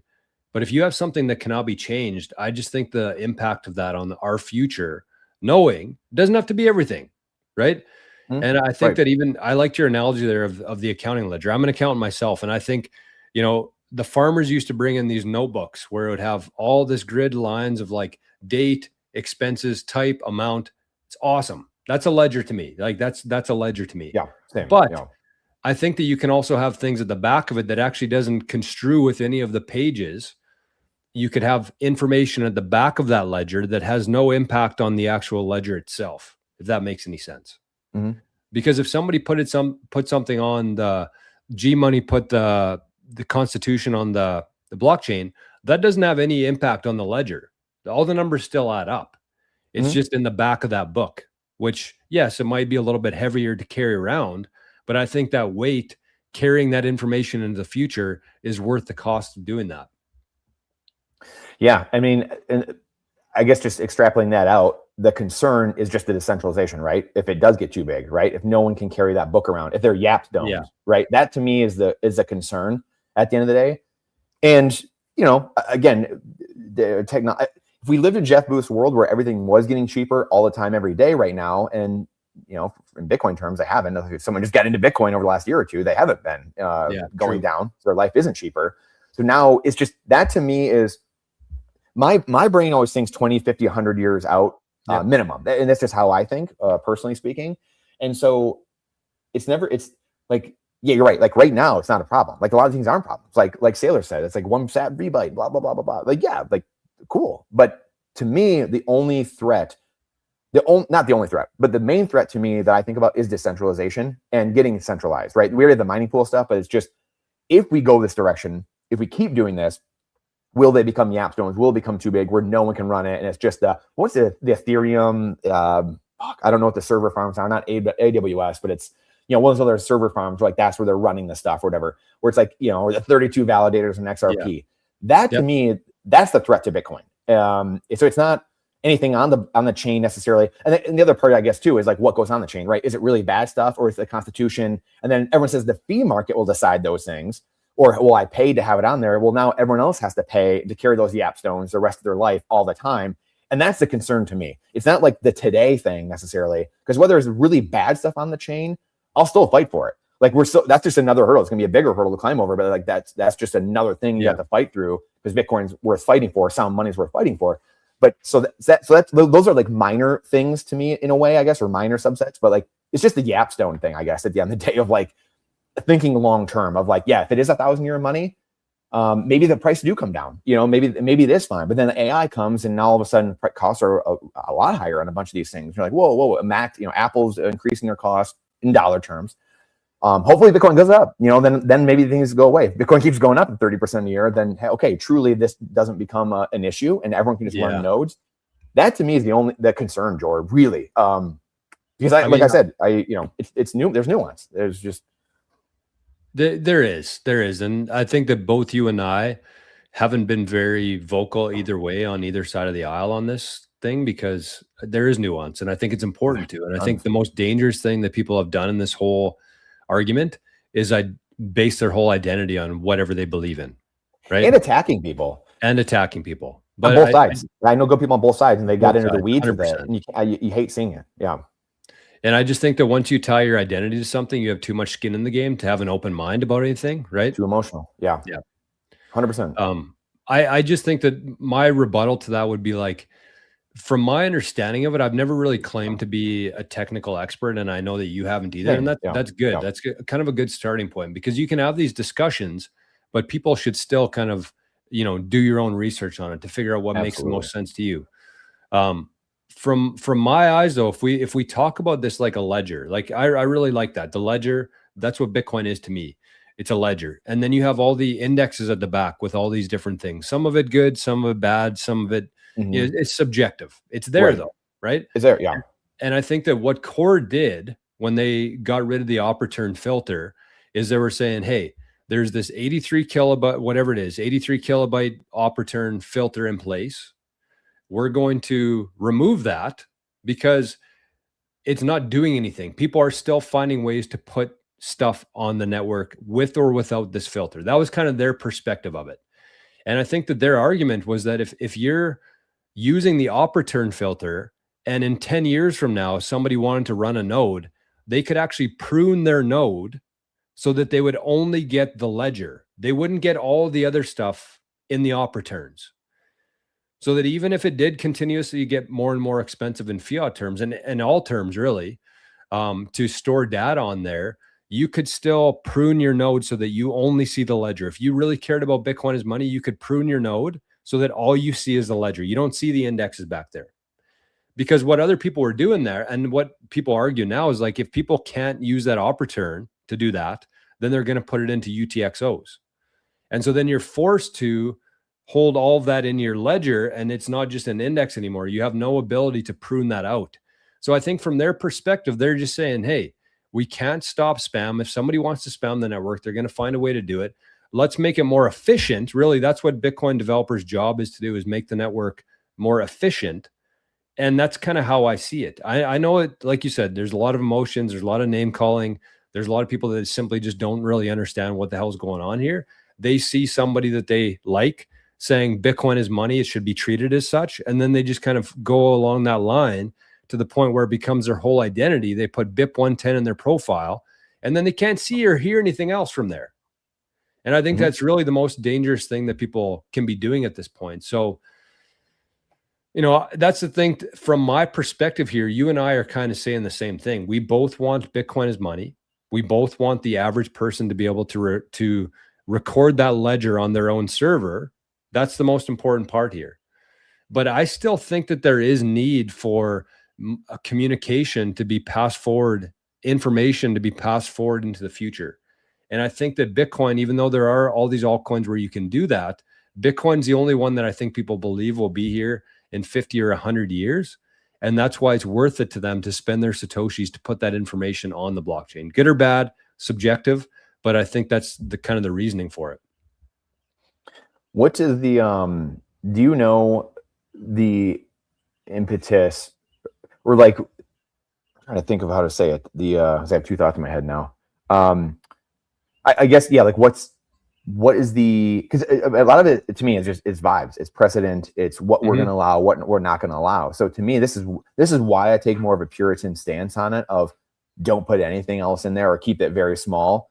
Unless someone can show me that a monetary transaction to record it all of a sudden is going to be 100 kilobytes or 100,000 kilobytes, like we were raising it up to, then it shouldn't be. So, I mean, unless I see that argument, like that's when I'm open to it, because I just don't know, where do you draw the line, right? Because that to me, because it's all about perception management to me at the end of the day. Because again, the technical arguments, yeah, like you're right in that sense. Cost should come down, all these things. I think Jeff Booth's world does play out. It's just, and this is where I know the people adversarially thinking, taking it to its logical end conclusion of hey, if I'm attacking, I'm going to put, CP on there, whatever. But what about, where do you draw the line? Like, again, are people putting their math homework on there, right? Like all these different things. And that's where it's like, what, and it's like, well, the fee market figures it out. Like, do you really want to spend money to put it on there? Like, I don't know. I don't know what someone's going to say, oh, I need to have this on there. I guess that's where I go with it. And it's just perception management and vibes management is, like I said, that's the thing that I just foresee, where if people are, I think of someone like if you're like, hey, you guys are having they're coming over to have a party at my house, or like I'm trying to think of the best way to say it. Like if people coming, they keep you keep coming home each night, there's like a party going on in your house. Do you kick them out of your house, and say like, who the hell are you people? Like, get out of my house? Or do you put trash cans there and say, well, I mean, they're partying here anyway, so at least, I should have some trash cans there. That's kind of like how I think about it, where for me, I'm just like, dude, what are we doing? Like, I'm bolting the doors. I'm getting a 50 caliber turret on the top of my house. Like, I'm just like, dude, what are these psychopaths doing? Calling the police. I mean, that's where I think it's interesting. So, I mean, we'll see. But I mean, again, I could be in the minority. That could be maybe the world doesn't want to go that way. We're such a small fraction of society. And I know I'm a very small fraction of society. So this is why you can't put your whole livelihood and being into it, even though Bitcoin, I think, is the most important thing out there. Again, at the end of the day, you can't tie your whole livelihood into it, because you might destroy yourself in the process. And that's where, like, who's going to make it out at the end of the day? And it's like your family, your friends. We talk about this all the time on Mondays, pouring into the people right around you, the eyeballs that are looking, right at you and wanting your attention, wanting your love, like stuff like that. That's the thing that we can all do a better job of, instead of what's going on in the Middle East, instead of what's going on in the core wars, and making that our identity. Instead, that to me is the bigger problem at play here, is this human problem that we keep running into and butting our heads into. And here we are. And no one can talk about it and have a debate like this, or just talk about nuance of it, or technical aspects. We're not getting super technical, but no, that's what, I guess that's the most frustrating part, is Core was acting like this a year or two ago, getting really crazy, kicking people out of the rooms, hurling mud. And now it feels like it's completely flipped. And now it's the other side. Not like, okay, now it's like, okay, we're doing it. And now like Bitcoin 10 crowd is now like doing that and really going on the offensive, and like doing the de Blasio playbook of like, well, I'll give you a cheeseburger if you get this vaccine. I'm like, well, if it's that good, you shouldn't need to bribe me. Like I right? Like I should just want to do it. And so I think it's, again, cooler heads will prevail over time, potentially, but if it's not this, it'll be something else. And like, it's always gonna be attacked. And I think that's part of it too. Yep. People don't understand that Bitcoin's always being attacked. It's always going to be attacked. It doesn't go away. And this is what kills the average good person. They go into the corn and disappear because they don't like the battle. They don't realize that life is a continuous battle against evil.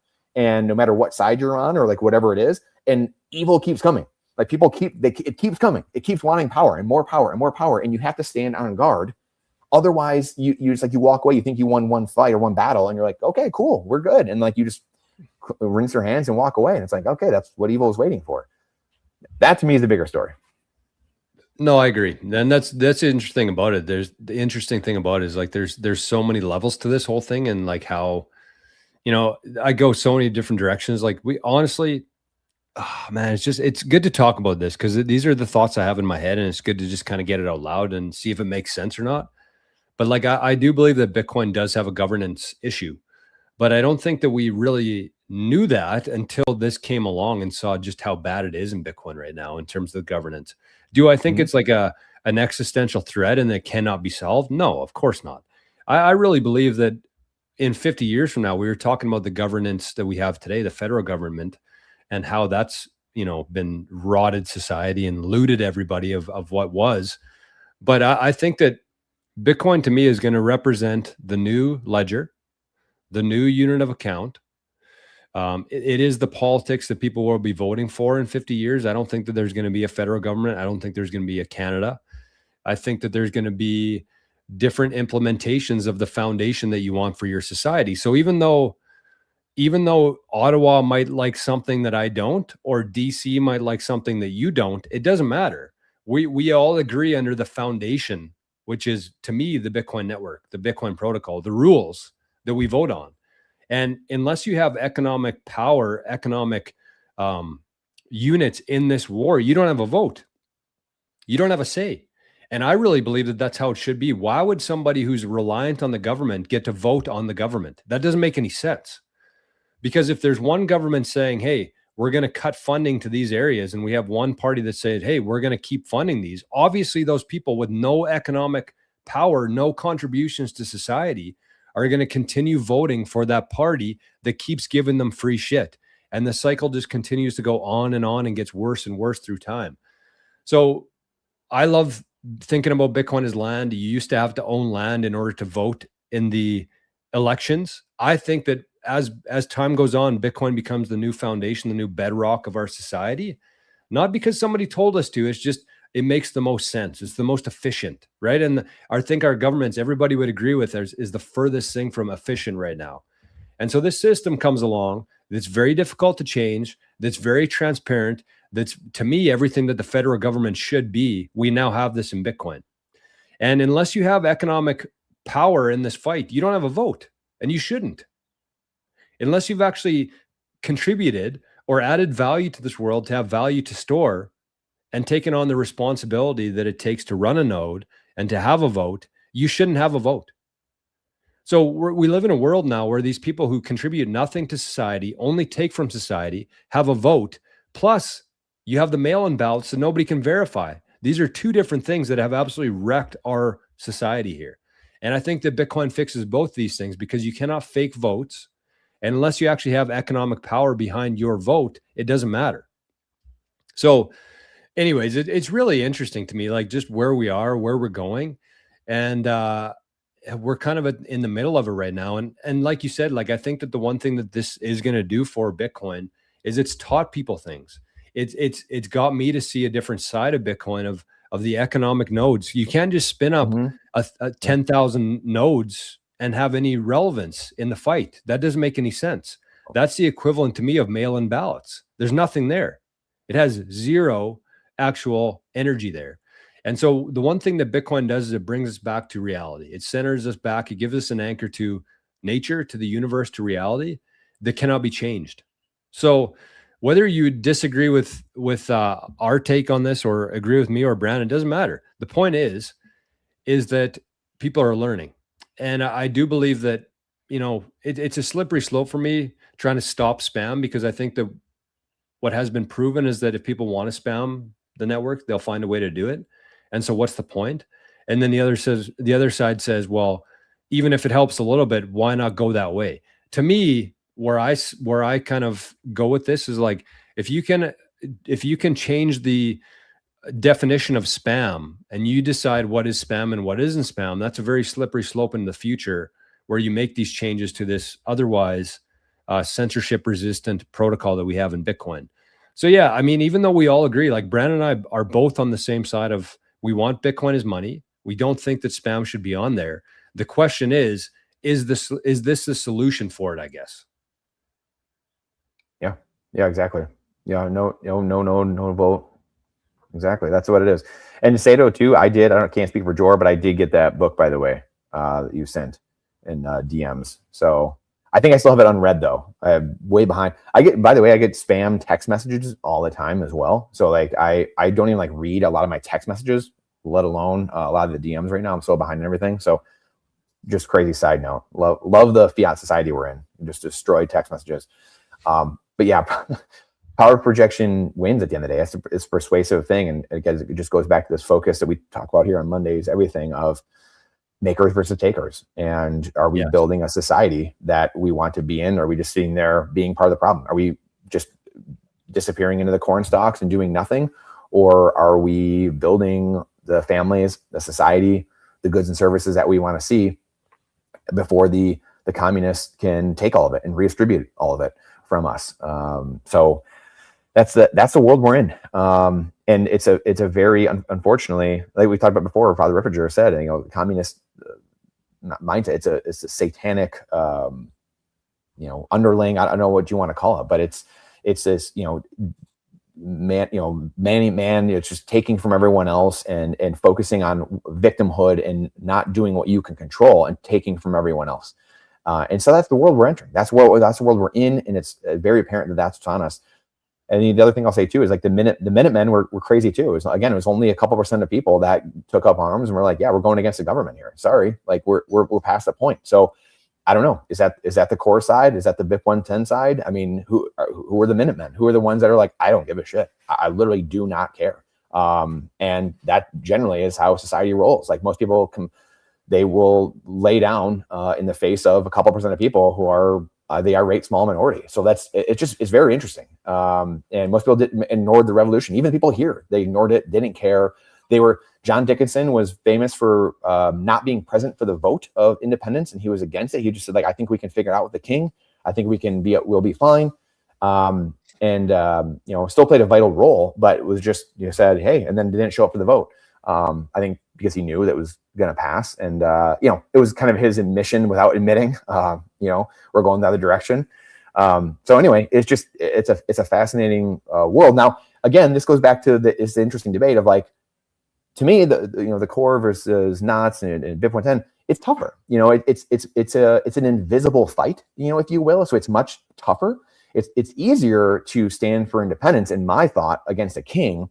Physically, things are happening. They're sending ships over. They're quartering soldiers in your house. Like that's a much more prominent in your face thing and much more physical thing. So it's not here to say like, hey, this is easy, guys. Look, we have precedent for this. It's very different. You know, like that's a very physical thing right in your face, you know, right? So it's like you're getting taxed on stuff or whatever. All the things we talk about here with, you know, the Bitcoin civil wars and even inflation, these are all invisible things, right? They're psychological, they're vibes, there's perception management, a lot of these things. So, you know, Nolan Bowerley, one of our friends, right? He always talks about, you know, Bitcoin's math. There's not a lot of math going on here going forward. Like it's just energy. It's just energy and vibes and perception management. Like math might be the ledger, might be how Bitcoin operates and runs, but that we're not dealing with math and logic here. That it's all the human emotion quotient here. So again, this is what we're in, and this is what the fight that people are waking up to. And like you said a minute ago, that's why I think these things are important. Again, it's just human nature. Like you're trying to get away from touching the stove, and you're trying to help people to not touch, you know, burn ourselves and burn society down and stuff like that. But this is what you need. You need these civil wars. You need these fights in order to smoke people out. You need to smoke out who's right, who is wrong. Society needs to learn those things, because then to your point, Jor, then you can see, okay, which way. If we know people who are right or wrong in the past, and we know people are right or wrong now, then society can level up and say, okay, then maybe we should wait what they're saying a little bit more now going forward, or whatever it might be. So those are very interesting things that society needs, but also you incur more learning, to your point, like what you just mentioned. You have more people running nodes now. They're learning about nodes. Well, that wouldn't have happened if we didn't have a bunch of fighting. And someone mentioned that in the chat here too, like about fighting. It's like, yeah, and it is true. Like life is fighting. Life is a battle. So it's this constant fight and the tug of war back and forth. And this is what creates the learning, the necessity is the mother of all invention type of mentality. And so we don't want it because, you know, let's admit it, like life, at least in the West, is pretty good, you know, fairly good overall. You don't see Mad Max scenarios all the time. You have genocide going on in Sudan right now. I think it's Sudan. You have some crazy stuff going on in the central, you know, East Africa. You know, the Uyghurs over in China, you know, being, you know, millions of people being, you know, in camps over there. So people just don't talk about this stuff. And so we're not in those situations, you know, God willing, we won't be. But you have this world where we're directionally going the right way. But because we're in the West, we have this privilege where it's like, okay, we don't touch the stove that much every day. So we just kind of like, we're just boiling in this pot, and we just like, eventually these things happen. You have to have, it's good. So point of all this is just, it's good. These civil wars, these things are happening, the election scams, all this stuff is great because it's waking people up. Like even Parler getting Trump getting rug pulled from you know, whatever in Twitter in 2020.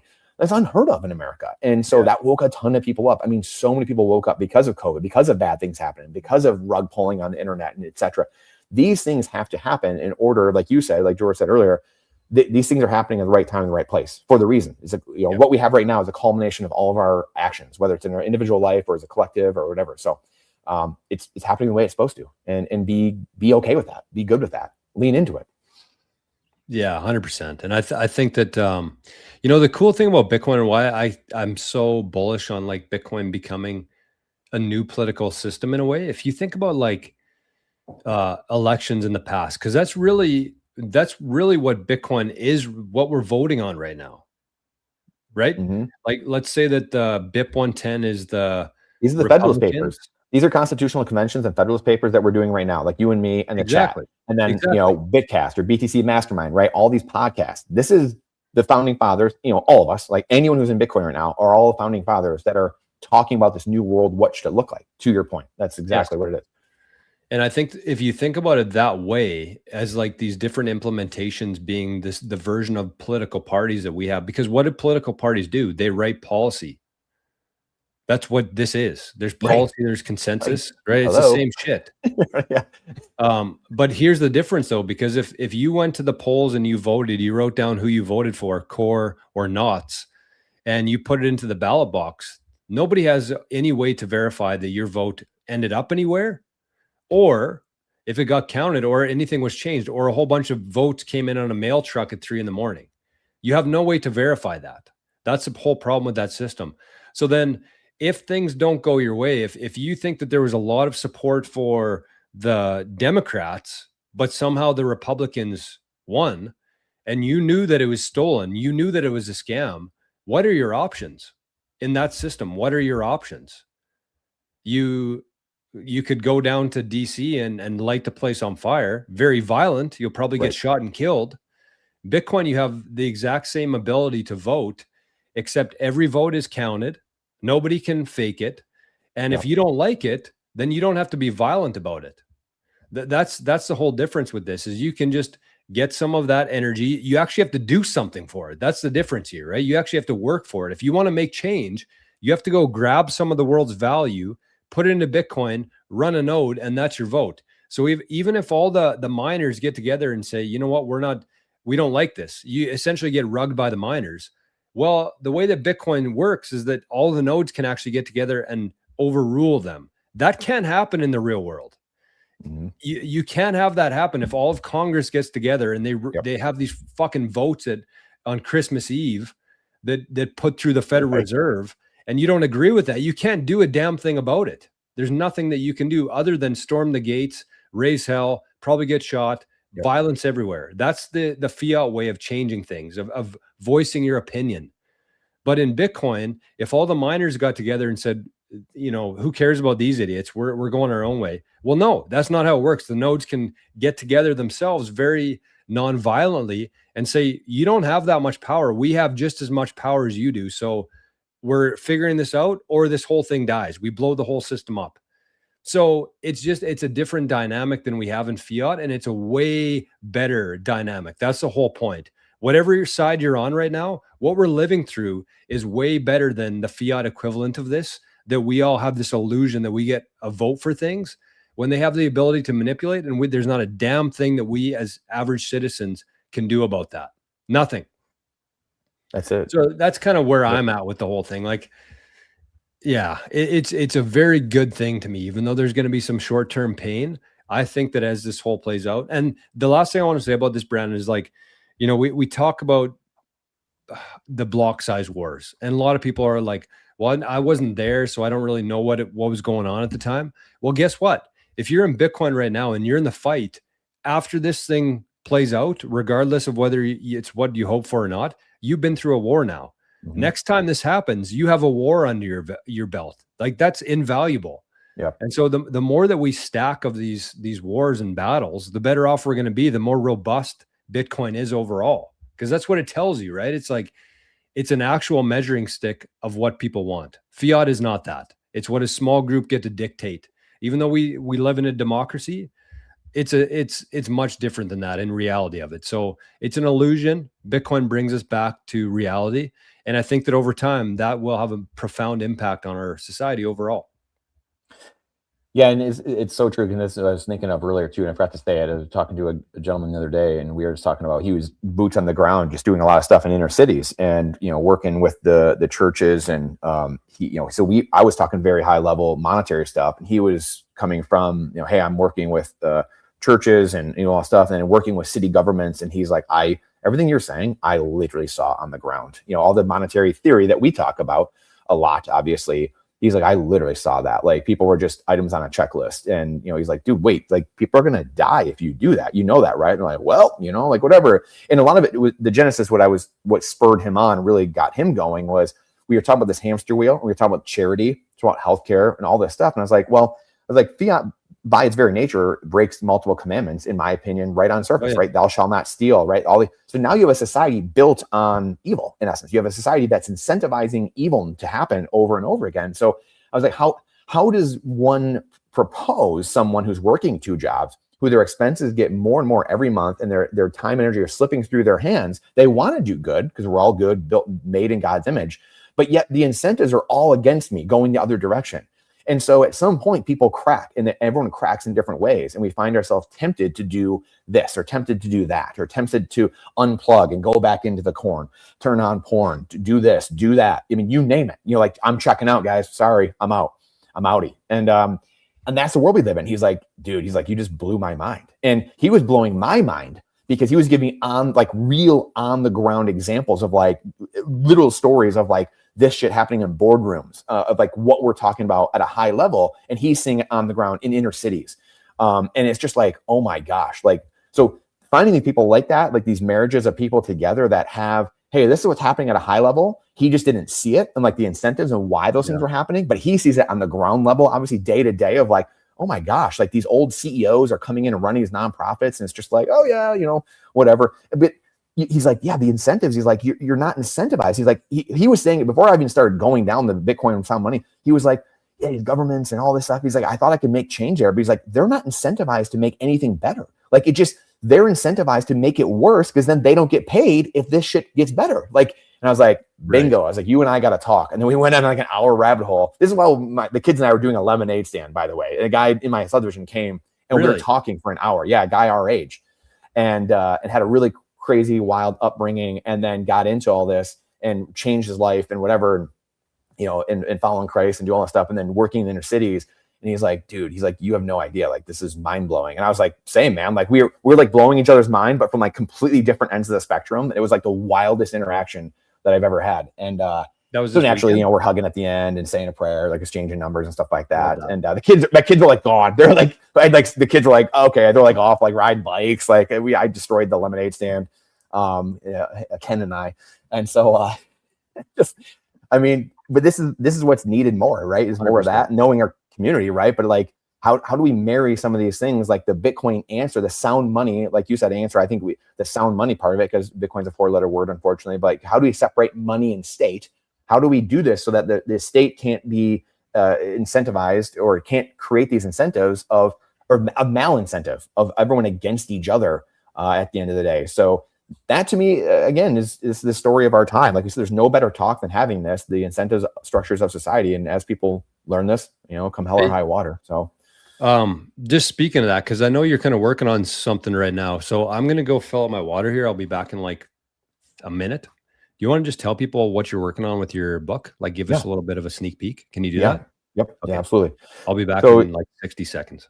Perfect. Yeah. So it's Common Sense. Obviously, Thomas Paine wrote it in 1776, and was the pamphlet that was, around 50 pages or so, to the precursor to the American Revolution, of just saying hey, these grievances, and he went through bullet by bullet. It's one of the best objection handling pamphlets I've ever seen in my life, of just going through all the idiotic reasons that you should have a king, and why there's a king, and why we shouldn't have a king in America, et cetera, et cetera. So he just dismantles all of it. But it's basically a plea to say, hey, we've tried everything else. This has been years. So 1763 was really the Stamp Act, the Intolerable Acts, Tea Party, all these things were happening.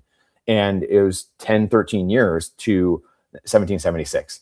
And so this is where, for a Bitcoiner too, 1763 really to 1789 or 1791, maybe, when we had the Bill of Rights, that's 26 to 28 years. So take 26 years, 28 years, that's what, 2035 to 2037. That's the Revolutionary War. And that's the Bitcoin war that we're in right now. So just to give context, but it's a pamphlet basically to separate money and state, is the arguments for why the world needs to separate government and money, separate money and state. So it's the updated version of that 250 years later of why that needs to happen. And in my belief, it'll be education and state. Some of these things will come spiraling down very quickly after. Education and state, I think, being the most important and biggest domino next. As you can't fund endless government corruption run schools, brainwashing camps. So you have this world where now you get, which is what we fought about with Mike Green and talked about with him a few months ago, of the education, you need different education. So it's a short pamphlet, 50, 60, 70 pages of separating money and state. It's not a Bitcoin book per se. I might have Bitcoin in it a few times or at the end here. I've got a lot of it written, but I'm trying to figure out how to phrase it, because I don't want to turn people off and give people an answer, but it's, sound money, separating money and state, and what actually needs to happen instead of giving people the answer, right? You can lead a horse to water, but you can't make them drink. So here's the argument for it. Thomas Paine obviously was common sense addressed to the inhabitants of America. And this is in essence, common sense addressed to the inhabitants of the world of separating money and state, which goes back to this free banking world, hyper dollarized world will probably have, the stable coins, all these things will probably have. But I believe the free banking and stuff, and we've talked about this before, Jor, but this world where you couldn't have free banking and real competition between banks and these different centralized entities, because you had physical tokens or paper currency that can't go around the world quickly 150 years ago. So it fell apart because people, have collapses and people get rug pulled, fake currencies, people spin fake stuff up, fake altcoins, whatever, shit coins. And so people get rug pulled. But then as these different panics, like every 5 or 10 years kept happening, which is normal kind of business cycle, every time it was like, we need another central bank. We need this. We always like trying to get us back. And then finally it happened in 1913, the third central bank. But yeah, it's just interesting. I think Bitcoin helps us with that, where are you going to have a little bit of mercantilism where it's he who has the gold makes the rules? A little bit, to a degree, but because it's Bitcoin and it's infinitely divisible, because it's instantaneous and it's final settlement, and you have a world where the standard of living keeps increasing and everyone plugging into that network gets wealthier and wealthier, I think you're going to have, again, some form of capitalism, mercantilism, voluntarism, anarchism. Like you're going to have 3, 4, 5, 6 different types of political philosophy or political economic engine on the money we build.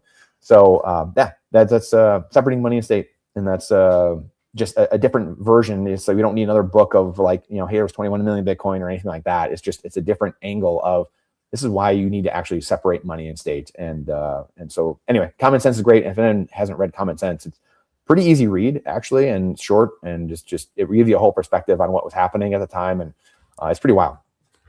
Is that what your book's going to be called? Common Sense 2.0? Yeah, I mean, that's one of the issues, is that's what's held it up a little bit more, because I just don't know. There's numerous books called Common Sense.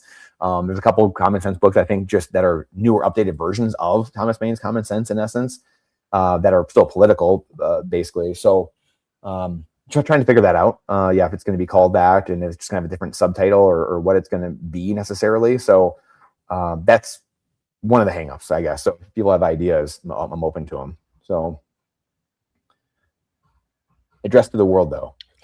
Address to the inhabitants of the world instead of America. So, see, I absolutely love that idea that you're doing. I can't wait to read it myself. I think that, I was kind of thinking about that's in the U.S. Like the U.S. is Thomas Paine, the Constitution, the book from Thomas Paine. I just think the Canadians it's so out of the realm of how Canadians think. At least Americans have that kind of deeply rooted in them, to have that common sense. Part of the culture. Yeah. Canada has that. We've always been, subject to the crown. We're very polite. We think that the government always has our best interests in mind. People are kind of losing that over time, but I think that an updated version of this, because it was so important in the last 250 years, I think that an updated version of that is very needed, and with a Bitcoin lens. And so I can't wait to see the end product of that. And for the people watching this, you can actually go listen to Thomas Paine's book, Common Sense. It's the audiobook with text Yeah. for free. So you have literally no 2 hours, I think, right? No, 2 hours. Yeah. Yep. 2 hours and 20 minutes. Yeah. Common Sense by Thomas Paine. So I'll share that on YouTube, on Rumble, and on just a thrashing. Zapstream. Just gives the king a thrashing. So what's really fascinating. So what's really fascinating about it too is that the East India Company started in I always get confused now. I think the Dutch East India Company started in 1580, and then the British East India Company started in 1600. And so this is why the Chinese, India. That's why many of those countries don't like the British, right? They're pillaged by the East India Company for so long. It was a proxy of the crown, and went around and taking land, taking jewels, impoverishing people, creating famine, killing hundreds of thousands, millions of people in India. Got the Chinese addicted to opium. They started having problems in India, so they went up to China and started giving them problems and started taking over a bunch of stuff in China. And this is all during the 1600s and then 1700s. So all these things are happening around the same time which is one of the reasons Thomas Paine actually gives in Common Sense for why it's a good time to separate from Britain. Because they had wars. I think they were fighting the Spanish and the Portuguese at the same time. And they had the East India Company, which is biggest, naval fleet and army, basically. It was his own country inside the crown, in essence. And so they had all kinds of distraction in a way. It's partly why the German Hessians, like King George III, came over. It was like, hey, we're going to send 30,000 German Hessians over, and Merck contracted them out because they had British people all over the place at that time. And so Thomas Paine was basically strategically, hey, here's the argument for it. This is also so the whole book is 50, 60 pages, but it's just chock full of reason after reason and obliterating all these objections of why we should not separate from the king. And it was 10, 13 years or at least of fighting back and forth and just being like, what is going on? And the Americans generally wanted to be with Britain still. Like, they looked at themselves as British subjects. They looked at themselves as Americans, but it was like, hey, we get these benefits, there are some good things. It was like this constant fight and struggle and battle over and over and over again. And then eventually it just became too much, obviously, with the Boston Tea Party and then the Intolerable Acts and a bunch of these things. And it was like, okay, like, what are we doing here? So it was just, there's so many unbelievable avenues you could go down, and all men are created equal. And people are like, well, they were slave owners and all. And it's like the many founding fathers, they were inherited. A lot of them couldn't give their slaves away because it was state laws. And then they had to write things a certain way to galvanize all the states unanimously. And the way they were like, it's so unbelievable. And then you look at our time now and what we're doing, like, holy cow, like, these guys were just absolutely brilliant the way they maneuvered all of this and got it all done, and just the boldness. And then they joked about being hung and being quartered, which is being tied to a horse, each a limb, and then ripped apart and stuff, which is another way they executed people. And so they were joking. They all joked about, there are tons of jokes about being hung together. Hey, like, you're really skinny, so like you're gonna hang for a while. I'm like, I'm fat, so like I'll go right away. Dude, like there's tons of and so it's like, these are all these stories that, like, people don't know, unfortunately, because purposely we've made history boring, and so we don't know where we come from or why things happen the way they do. More of the whole story, what's going with it though, is East India Company. All this stuff was happening at the same time. Like, all these crazy things were happening, and then eventually, by the way, the East India Company, I believe it was around 1900, so it was the turn of the century.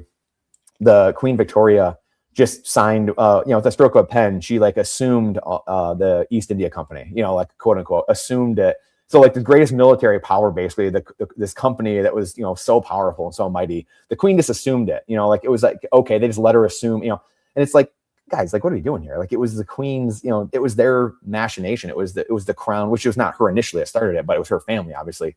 And so like, they just took it on. And that's where, ironically, around that time, you have the MI6, you have, the intelligence agencies really picking up steam, and like this creation of like mass brainwashing, but like the intelligence operations really picking up the late 19th century, so late 1800s. And then you have obviously the CIA, Mossad, all these big intelligence agency apparatuses. They're all combined, and then central banking really coming back in the forefront, taking America back over. That's where you have Lloyd's of London. Lloyd's of London is 400 years old. So this is where like the shipping insurance comes from. That's why we saw Trump, basically usurping the Lloyd's of London power and saying, "Oh, we'll take over the shipping insurance and all that stuff," because that grinds things to a halt. Strait of Hormuz does. And Britain's game is just getting people basically, taking all their stuff, raping and pillaging you. And then if they can't do that, it's just creating division between countries. It just bread and circus, basically, like on a country scale. So it's creating distraction and division. So that way they profit from it, whether it's through the shipping, through the Lloyd's of London. It used to be through LIBOR or Brent crude, which is the oil pricing through London. All these things that are being exposed now by this American system, by the Trump administration. That's why, like, again, you don't have to like Trump, but you got to study what his administration is doing. You have to study Scott Bessent and Warsh and all the things they've been talking about, JD Vance, because they're unearthing and exposing the last 400 years, basically, which when I look at it all, you kind of see 1776 never really ended. We're trying to finally close that chapter of being under British rule, which is the American and Canadian story, very tightly wound up in that, obviously. And so here we are. NATO, he just, went and trashed NATO last week, which is an arm of the, using the military as U.S. military as their proxy army to go, well, literally and figuratively, but to go do their battles and things of that nature. So, yeah, I could talk about this stuff for hours, as you know, Jor, but that's the whole book, the whole premise is on all this, and kind of not giving a whole history of all this, but like talking about this is separating money and state, why it's so important, a little bit of the history of like this is what's happening, some of the incentives, stuff like that, but not a Bitcoin book. It's just a money book separating money and state. And hey, all the problems in your life, and many of the problems, the 90% of the problems you see in life, yeah, it's because of we chose evil money. We're letting governments run our lives through the money. So yeah, it's I think I just saw my we'll see what happens in the next 2 minutes. I'm pretty sure I just saw my dad drive by, so I might have to go in a couple minutes here. But yeah, no, I should too. I think it's cool to me right now because you talk about the exposure in chief, and I think that's really what's playing out right now. And you mentioned that they made history into a boring thing, and I agree with that. I think that is intentional, but I also think that they've changed a lot of the history through the years as well. And that's kind of why I side with, if you want to put something on the time chain that you want people to see in 200 years from now, that's really the only avenue to do that, if you wanted to do that. But I think that the one thing that I'm very hopeful about is that I think that where we are right now in the timeline in the world is like, this is all playing out pretty much regardless, right? Because there's so much information now. There's so many people who are awake to this now. We can't go backwards from here. Yep. We just can't. And so I think that tube. Yep. What's that? Toothpaste out of the tube. Exactly. Yeah. Like it's impossible for us to go back to where we were. And unfortunately, there's still a lot of people who are still there, generally speaking, our friends, our family, a lot of people are still there that we don't think we're ever going back to. They're still there right now. And this is progressing. This will happen regardless of whatever, we think.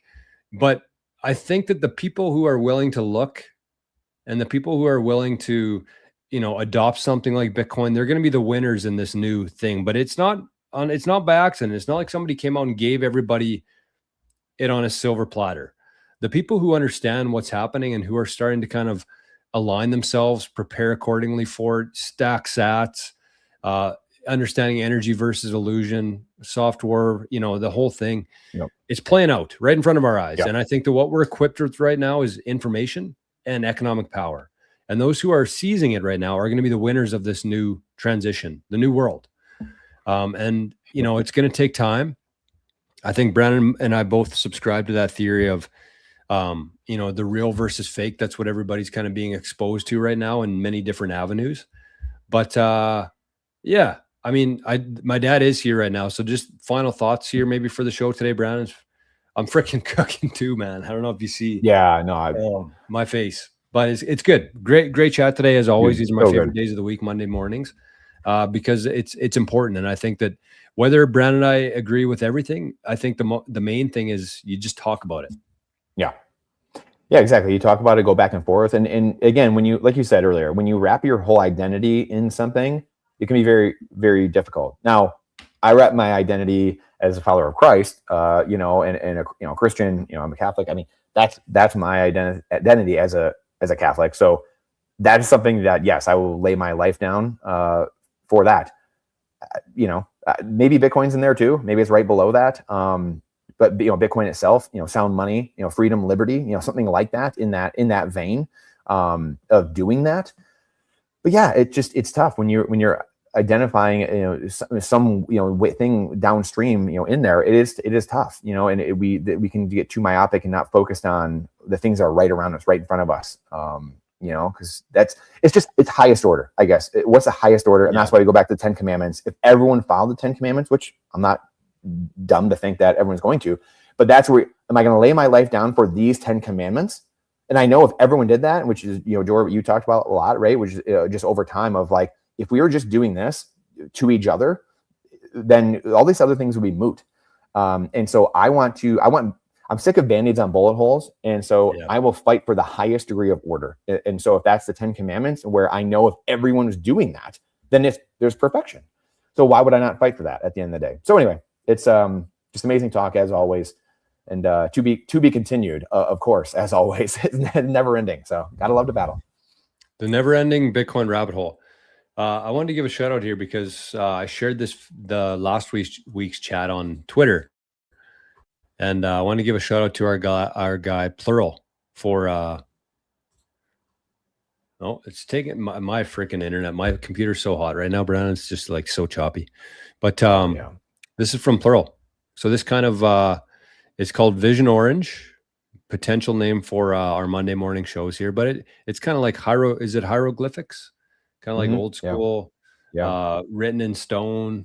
But that's really what we talk about here. Is what does the world look like built on Bitcoin through a Bitcoin lens? It's much different.